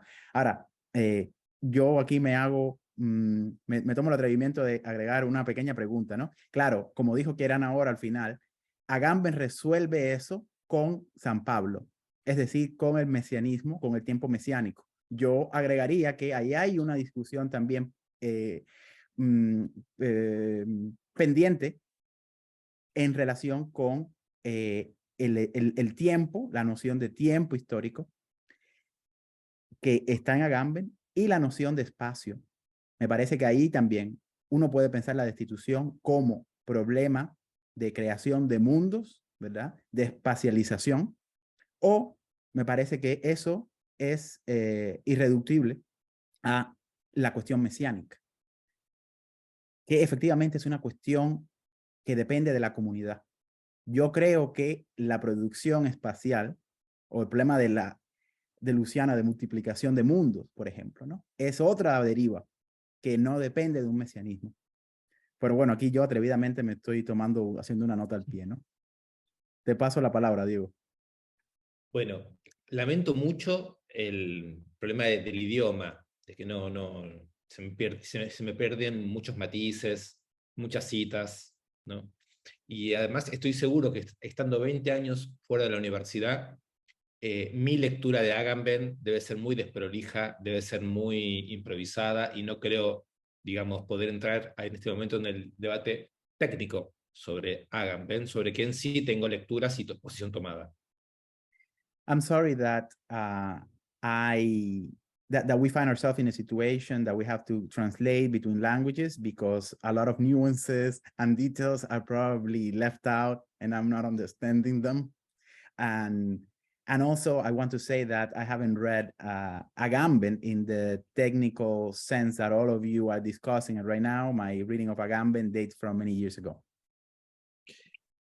Yo tengo la impresión de que lo más importante del conflicto no es el hecho de que monta una escena, sino que el conflicto tiene un potencial cognitivo totalmente insustituible. I want to emphasize that for me, the most important element of the conflict is not just the element of the staging or the frame, but that it has a cognitive dimension. Una función cognitiva, dijiste, ¿no? Sí. Sí. Entonces, una cosa es lo que uno puede saber sobre el conflicto, y otra cosa es la experiencia concreta de prolongar la potencia de un cuerpo en otro, y saber por la composición de los cuerpos, que es un tipo de saber completamente distinto al representacional. And I think that there is in one sense, or there is one dimension in which we can know certain things about a conflict, and there is quite another that has to do with the experience and the knowledge of the experience of bodies in the conflict that do not follow a line of representation. Desde ese punto de vista, la experiencia efectiva de composición de potencia no me parece que se lo pueda criticar a partir de una representación X sobre formas comunitarias o de lucha que uno quiera criticar. From this sense, I don't think that the question of potentiality is something that can be leveled at the problem of representation and thereby criticize it. Por otro lado, tengo la impresión de que el conflicto es cognitivamente más potente que el conjunto sistemático de advertencias que nos hacemos entre los derrotados. At the same time, I think that the conflict at the level of cognition is more powerful than the questions that we ask regarding what conflict is. Lo segundo que quería decir tiene que ver con la cuestión de que las cosas que estamos discutiendo se pueden situar en concreto, en coyunturas concretas, en momentos concretos y en luchas concretas. The second aspect that I would like to emphasize is that the whole talk of conflicts is something that we have always to situate in concrete experiences and struggles. Yo no sé, por ejemplo, si discusiones sobre el mito, sobre la transfiguración, sobre la revolución, tienen que ser enjuiciadas de una manera definitiva, en términos de que ya no tienen más nada que ofrecer bajo ninguna perspectiva. In this sense, I'm still suspicious at the fact that we can completely erase from having any productivity questions of myth or the feast in contemporary forms of struggle. De hecho, sí, perdón. Sí. De hecho, si algo me interesa a mí mucho del problema, digamos, de la ausencia del lenguaje, es que más que inventar un lenguaje de la nada, grandes pensamientos se han hecho profanando lenguajes previos. And in fact, I would also say that instead of feeling discontent about the absence of a new language, I also think that great new elaborations of languages have been rendered thanks to all languages, or taking up all forms, all grammars. Que es el caso de Spinoza hablando de Dios, ¿no? That is the case of Spinoza, for instance, speaking about God. Bueno, y lo último que me parece quisiera decir tiene que ver con la cuestión de la violencia. And the last thing I would like to touch upon is the question of violence. Me parece que no se puede, a mí no me interesa la conexión entre violencia y destrucción. I'm not so much interested in the question between violence and destruction. A mí me interesa la conexión entre violencia y utilidad común. I'm more interested in the difference between, or the relation between violence and common use. La violencia como subjetivación. Violence as subjectivation. Estas tres cosas que yo acabo de decir, a mí me permiten pensar que más que hacer el duelo de la revolución, hay que hacer la crítica de la revolución. So this allowed me to say that more than doing the mourning process of the revolution, what we have to enact is the critique of the revolution. Porque el problema de cómo se inscriben de cómo se inscriben libertades e igualdades hoy en luchas concretas sigue vigente y más vigente que nunca. Because I think that the question of how minor freedoms are inscribed and situated in current struggles is more and more present than ever. Y porque en ausencia de ese problema, no tenemos ya forma de frenar la destrucción de libertades e igualdades que hoy está encabezando la derecha. And without that, it seems to me that then we're incapable of saying anything about the destructions of liberties and freedoms that are devastated or annihilated by the right or the current articulation of power. Y yo lamento porque sé que no estoy dialogando con el matiz y el detalle de lo que se dijo porque me perdí mucho, así que digo cosas un poco como un viejo sordo, ¿no? Que habla consigo mismo. Eso lo lamento y les pido disculpas. Yeah, and I'm sorry that I'm leaving out the nuances and the small little details about some of the discussions that you're having. But this is what I would say from my situation here. Can I jump in and then Sonali wants to respond? So I can finish up the other side of this.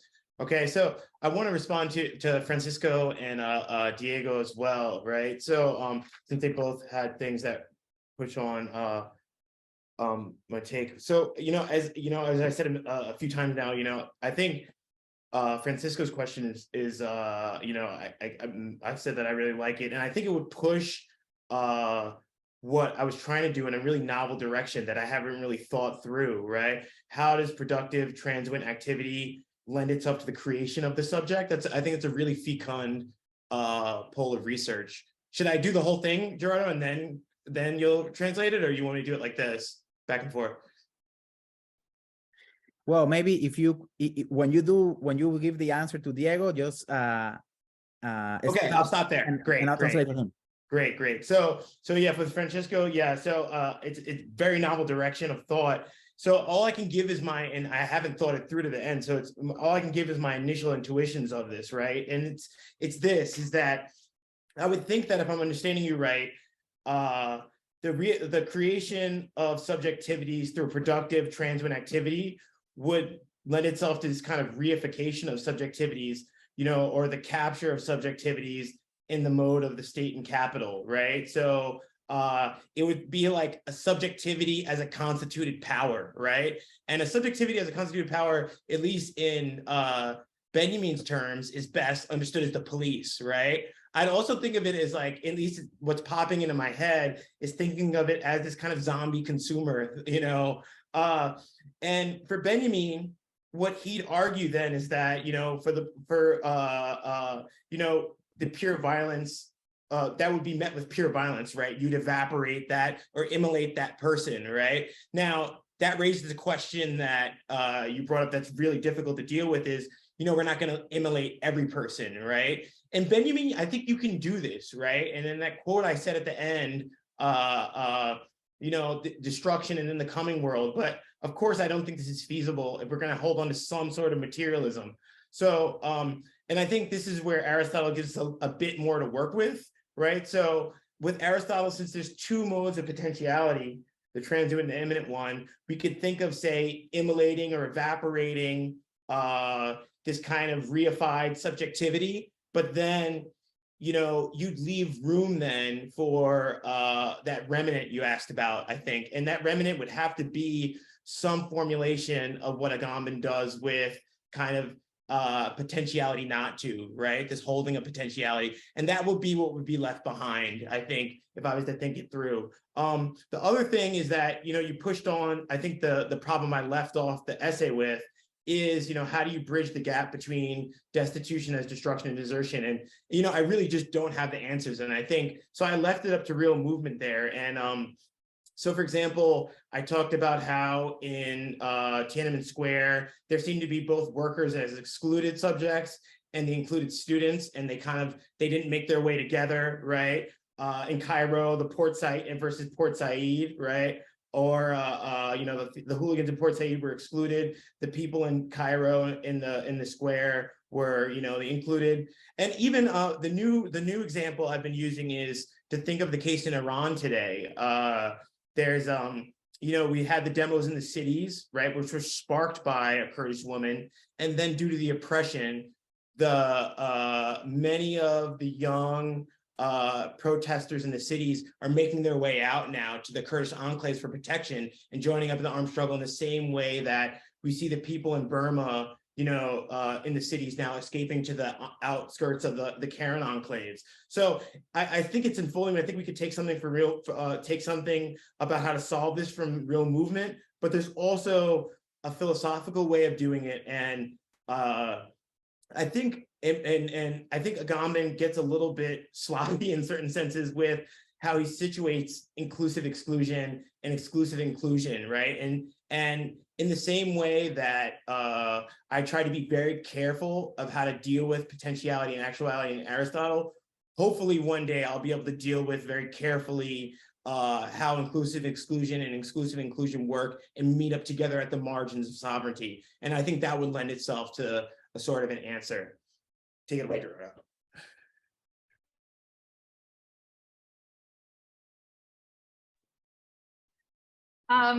I want to kind of go back to Diego's point about oh wait, you were supposed to translate. I'm sorry, I'm interrupting.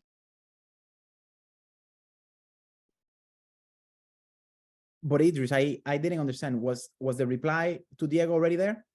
Oh, you want me to do the reply to Diego is this, right? Is that and this is Diego's reply, is that so one of the things that I tried to do with my text also is to try to bring collectivo situations understanding of destituent power back into the conversation, right? And one way I was trying to savor that, and I think you're right about Foucault to some degree that, you know, that way of analyzing power is kind of foreign to this understanding of destituent power to some degree, right? The flip side of this, I think, is that you get these like really crappy American kind of like ethnography kind of things where they talk about struggles and say like Standing Rock, right? And they're explaining it in a way that anyone who's there would be like, you know, why you're telling me nothing new, right? So how I at least try to understand the destituent power paradigm is that you have both sides, the Foucault side and the struggle side, and in this dialectic of constituent and constitutive power. And I try to think,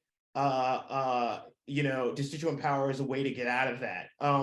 And now I didn't signal this, but if you think it as a paradigm, I don't want to think of a paradigm as the necessary and sufficient conditions that a struggle has to have. I want to think of a paradigm as an object of comparison, right? This gets into my dissertation, which is not on the table, but, you know, but Agamben touches on this in Signature to Come, but, you know, but how I would think about this is in Wittgensteinian terms, right? A paradigm works as something that we use as an object of comparison, and it might have a family resemblance with the struggles that we're using it to compare with.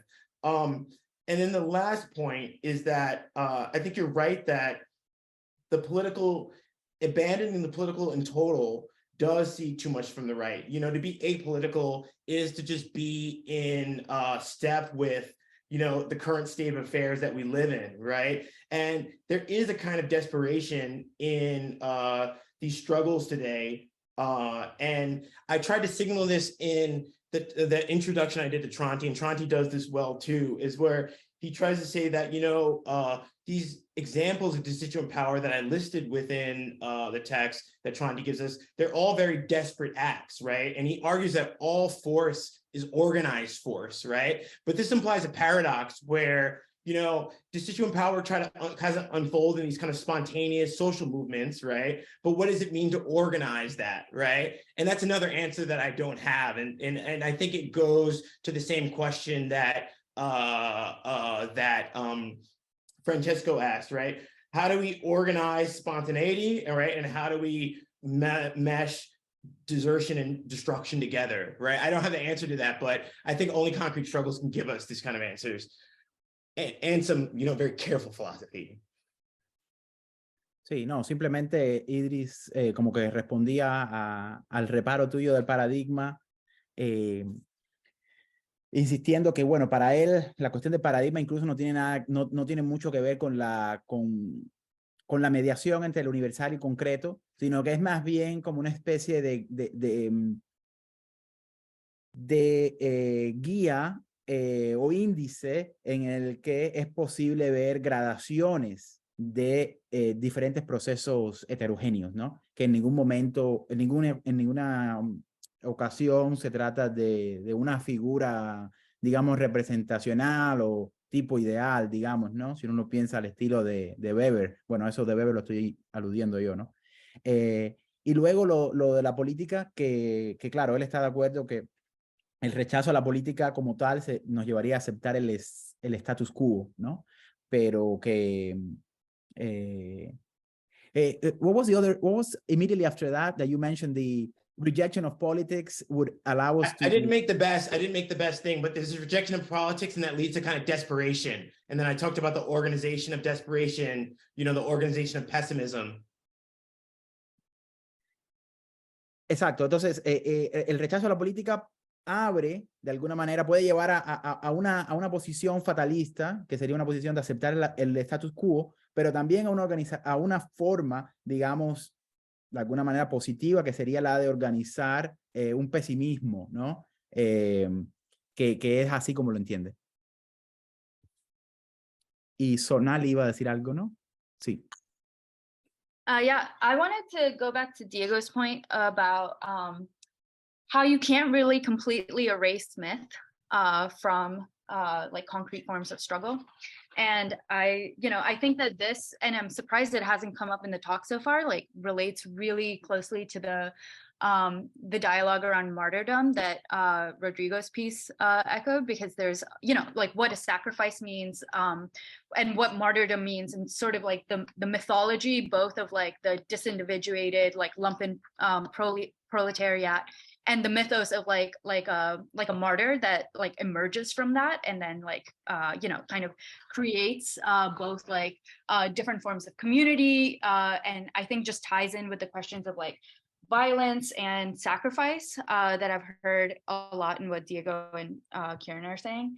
And I don't know, this is also like on my mind very concretely because of the forest struggle right now, and like Tortuguita's death and by the hands of the police in the forest, in the Atlanta forest.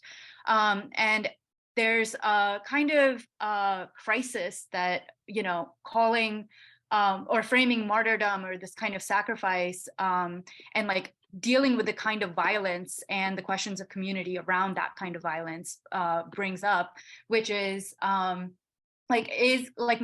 can't actually just be considered destituent if the martyr is not effective at like a sort of like revolutionary ends, which is why like Diego's provocation about like the importance of myth I think is like really important. And I think that like one of the things that I kind of think about in the kind of conflict around community and violence, which is like this double bind where community can't be founded like on violence, and also it can't follow after the sort of clearing away that like kind of Kieran spelled out. Like if you can't have a community based on either of those, that would be like false. It would lead us to sort of constituent ends. What is a community founded on? And Esposito, says like both community and immunity have this root munus, and munus is like this gift that is not received, and like kind of a gratitude that constantly demands something new, like new donations. And so like community for him is like constructed around like an absent gift, and then like Jean-Luc Nancy is like talks about the inoperative community and like kind of like a shared nothingness. And I think that this is really interesting when it connects to like the sort of gift that a martyr gives, like it's like a gift without debt to a community. And I think that like a gift without debt and sort of like the sacrifice where like a martyr is like subtracted from the set of all relations that constitute and subjectivize a person or like a revolutionary, and the complete severance from that, which is like the basis of like what creates a martyr, is like what makes it a gift without debt. And then the rest of the community is left to precisely be a community based on this gift that is like never received at the same time. And so like the reason those two are interesting, just to like kind of tie it all back to, I think like the biggest theme I've sensed so far, which is this like destitution is power, like basically you can't actually have a kind of realization, like you can't have it's not a destituent form or exercise of power if it depends upon a realization. And so like the gift can actually never be received, and like the thing that violence, and so but still we're not as like a violence without end, like a gift that's never received doesn't necessitate a violence without end. And so like community and like a collective experience of destitution can be founded like on an expectation that's never realized, can be founded on like a virtuality, and like can be founded on a process, basically like an ongoing process. And yeah, I don't know if that like to me that kind of links together what Diego is saying, which is like, yeah, like, there are like myth has a role with kind of like how Agamben picks up on this like conflict around community and poses destitution as an answer to it. Excelente, Sonali. Bueno, para traducir esto, Y luego yo diría que para honrar un poco el tiempo de todos, nos quedarían unos 5 minutos o algo así, algún comentario final o algo que quisieran decir, no sé si Ian o Philip, que no han hablado, pero han estado acá, ¿no? Pero bueno, Sonali decía algo a ti, Diego. Yo diría que en 2 puntos principales, que está de acuerdo contigo en cuanto a cómo hay una persistencia del mito que no podemos descartar, ¿no? Y aludía también, por ejemplo, a Rodrigo ya no está, ¿no? Acá, pero bueno, el trabajo de Rodrigo sobre la cuestión del mártir, ligándolo a, por ejemplo, ahora en una revuelta que tiene como finalidad la conservación de un bosque en Atlanta contra un campo policial, ¿verdad? Que se llama Cop City. Pues han matado allí, la policía asesinó a un compañero llamado Tortuguita. Y bueno, ese mártir, por ejemplo, es ya, digamos, una imagen, ¿no? Tiene la capacidad o la fuerza de un mito, y que ahí pues se puede pensar, según Sonali, una idea de comunidad diferente, ¿no? Una comunidad que, según ella, crea un lazo social a partir del regalo o del don, de un don absoluto, sin devolución, es decir, que no está diagramado en el valor, en el valor medible, ¿no? Intercambiable. Entonces, bueno, lo dejo acá. Yo te agregaría también, Diego, pues ya que está la cuestión acá de esta idea de una comunidad sin deuda, yo pienso que uno de los problemas acá que ha estado circulando, digamos, en el centro, sin decirse, es esta cuestión práctica de las luchas tiene que ver con, yo creo, el problema de Marx al final, ¿no? Es decir, el problema de que mientras exista pues un modo de organización de la sociedad que esté ligado a eso que llamamos la economía, pues siempre habrá, yo creo, un proceso muy material, ¿no? Que es lo que le ha interesado a Diego, a sus colegas en la Argentina, ¿no? Relativo a toda la organización de la deuda feminizada, del trabajo en las sombras, ¿verdad? De la economía informal, que mientras no se tome en cuenta, o mejor dicho, si se toma en cuenta, más allá de las formas concretas de subsunción, entonces no se puede describir. Pero bueno, esto es un gran tema, ¿no? Hasta qué punto Marx, el trabajo de Marx, también no pensó o no vio que existe otra posibilidad más allá de el principio general de equivalencia, ¿no? De la economía. Yo creo que Agamben quiere romper radicalmente contra eso, ¿no? Y no sé, Diego, ¿qué pensarás tú si la cuestión Marx, ¿no? El universo Marx tiene que ver con siempre entender esta configuración concreta donde la economía es pues la manera en que se expresa también un antagonismo flexible y continuo, ¿no? So let me just translate this into English. I was telling Diego at the last, after I condensed Sonali's points, I also mentioned that perhaps a point of tension that we have seen all throughout this conversation in relation between the struggle, the praxis, and the concept, destituent and praxis, has something to do with how we come to terms with the true materiality of value and at the end of the day of political economy, because it seems to me that, and this is what Diego and his colleagues and friends, collaborators in Buenos Aires have been doing, that is studying informal channels of economic subsumption, shadow work, the feminization of debt that Veronica Gago has done in recent years. It seems to me that is the sort of Marxism, right, or the legacy of Marx that they're working with, right? And in a way, they're suspicious. They're suspicious of Agamben because to destroy the economy is to say nothing about this process, this ongoing process of abstraction and value, right? And it seems to me that this is a very important question, right, for us in the future. We can maybe reconvene at some other point, which is to what extent Marx, even Marx himself, doesn't go beyond the principle of general equivalence. right? Of course, I think that Agamben wants to radically break with the principle of general equivalence, right? I think that Nancy wants to radically go against the principle of general equivalence.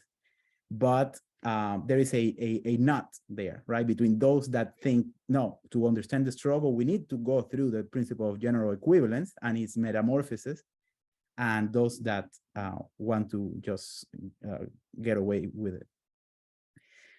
Bueno. Diego, y después algún comentario más y cerramos. Voy a intentar decir 2 o 3 frases breves. Para mí es un falso problema la pregunta de por qué no podemos hacer la revolución. La pregunta real es cómo se hace. For me, the real question is not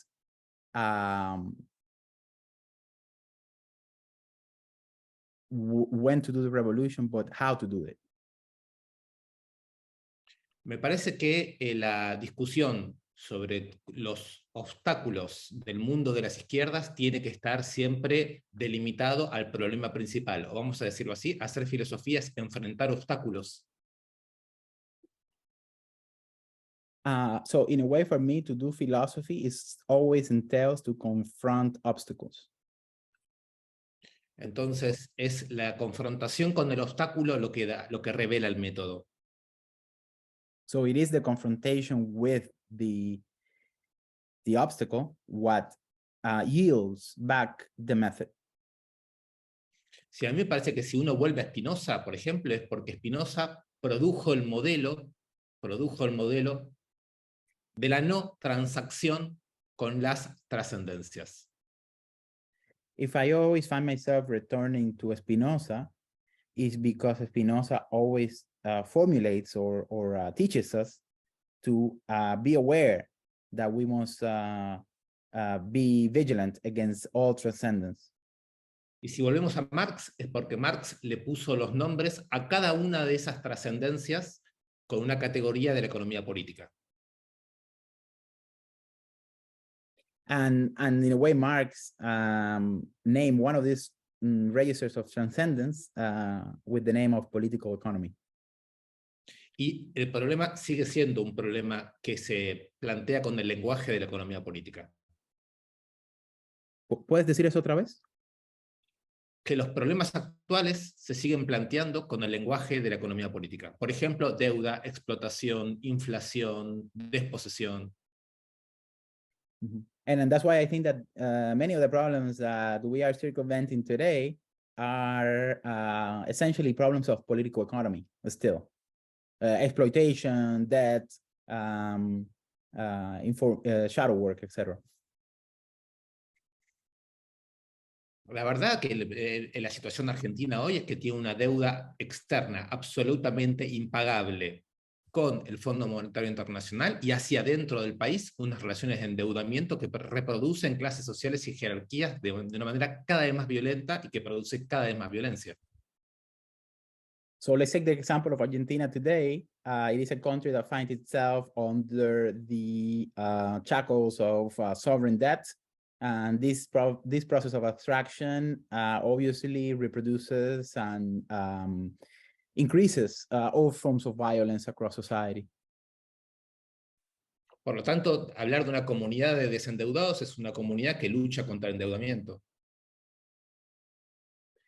So in a way, the communities from below or the communities that resist are communities that are resisting against the debt. A mí me gusta muchísimo la idea de organizar el pesimismo. Me parece, ahí nos encontramos de una manera total. Yeah, Idris, I agree that I like the idea of organizing the pessimism. Es la procesualidad de organizar políticamente el pesimismo, ¿no? There's a process in the organization of pessimism. Esa idea del mesianismo la puedo entender, la del proceso que organiza el pesimismo. This is the messianism that I can understand, the one that organizes pessimism in a certain way. Yo creo que paro ahí, ¿sí? Perfecto. ¿Algún comentario final breve? Any short comment? Yes, I guess I would just say that if the metaphor here is that the 20th century revolutionary tradition has given us Descartes, and our task is to produce Spinoza out of those materials, we have our work cut out for us. Did Francisco want to respond again, or because everyone seemed to get two, but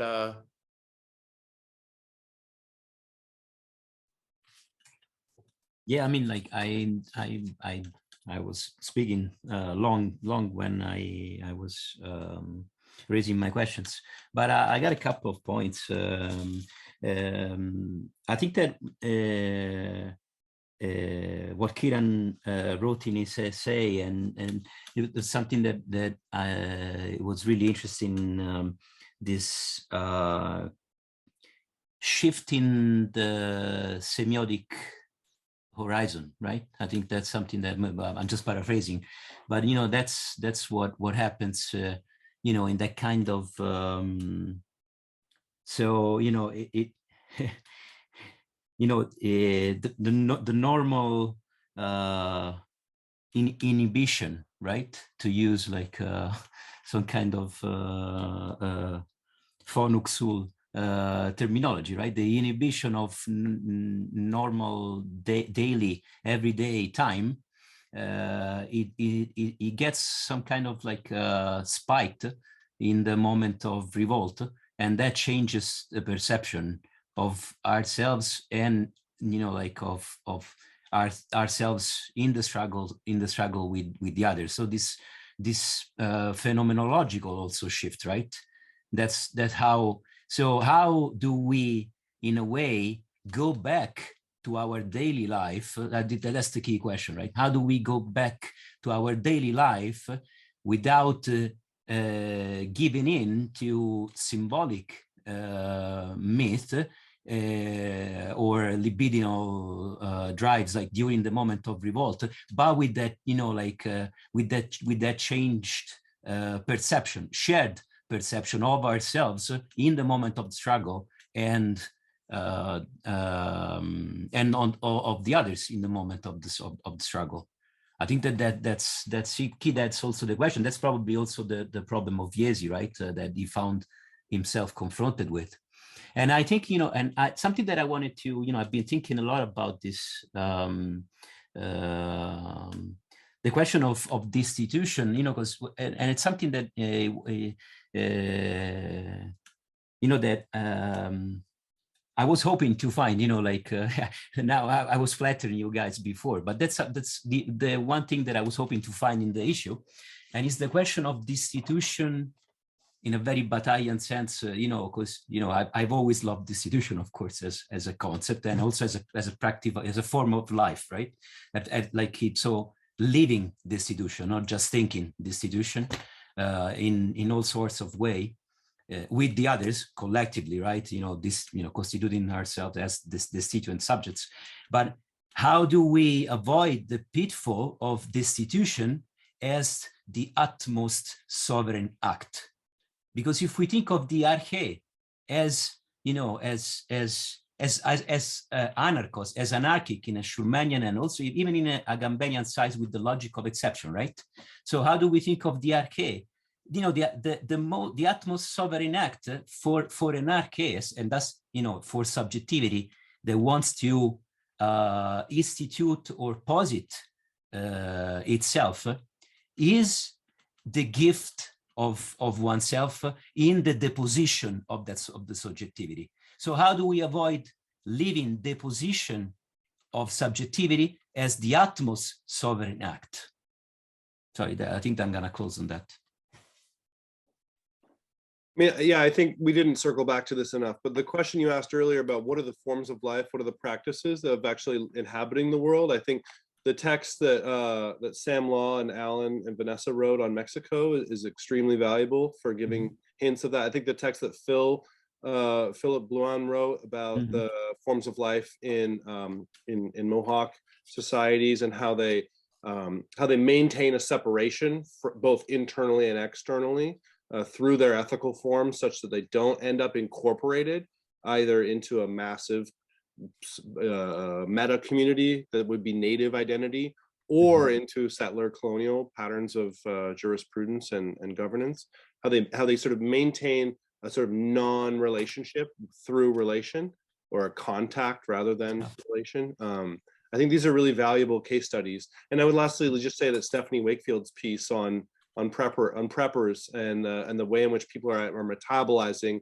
the sense of an end of a world through developing these strange kinds of like participatory experiments in imagining different types of life already here and now.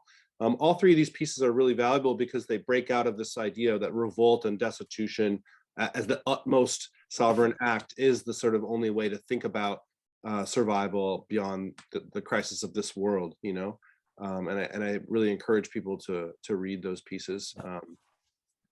And I want to thank Gerardo for the courageous translation work that you've done and for gathering this discussion in the first place. I'm really grateful to have been able to participate. And if you need to cut something, you can just cut shit I said. No, on the contrary, thank you and Idris for doing the issue. And I hope that the translation was not too treacherous, you know, because it's difficult to indeed capture all the nuances, right, and the richness of every intervention. So I think here then it's a perfect place, although there's so much, you know, that we can still continue in this conversation. Maybe in the future, whenever we have time or interest, right, we can, because there's some writing involved, I think, in the preparation for this session. So maybe we can put something out as a complement to this discussion and to everything that was said, right? I have some interesting notes as well reading notes from Diego that he has elaborated. But well, in any case, I think it's a good place to leave it here, to thank all of you. A little long, the session, but I think it was definitely worth it, right? And we will reconvene in the series at the end of March with a very beautiful Chilean philosopher, Carlos Casanova, who actually has a very interesting book about sensation in Marx that is very pertinent to Agamben, I think, right? It's called Estética y Producción en Marx. That was from many years ago, like 2008, 18. But we're going to talk about his book on infancy now. That's at the end of March. But until then I'll leave it here.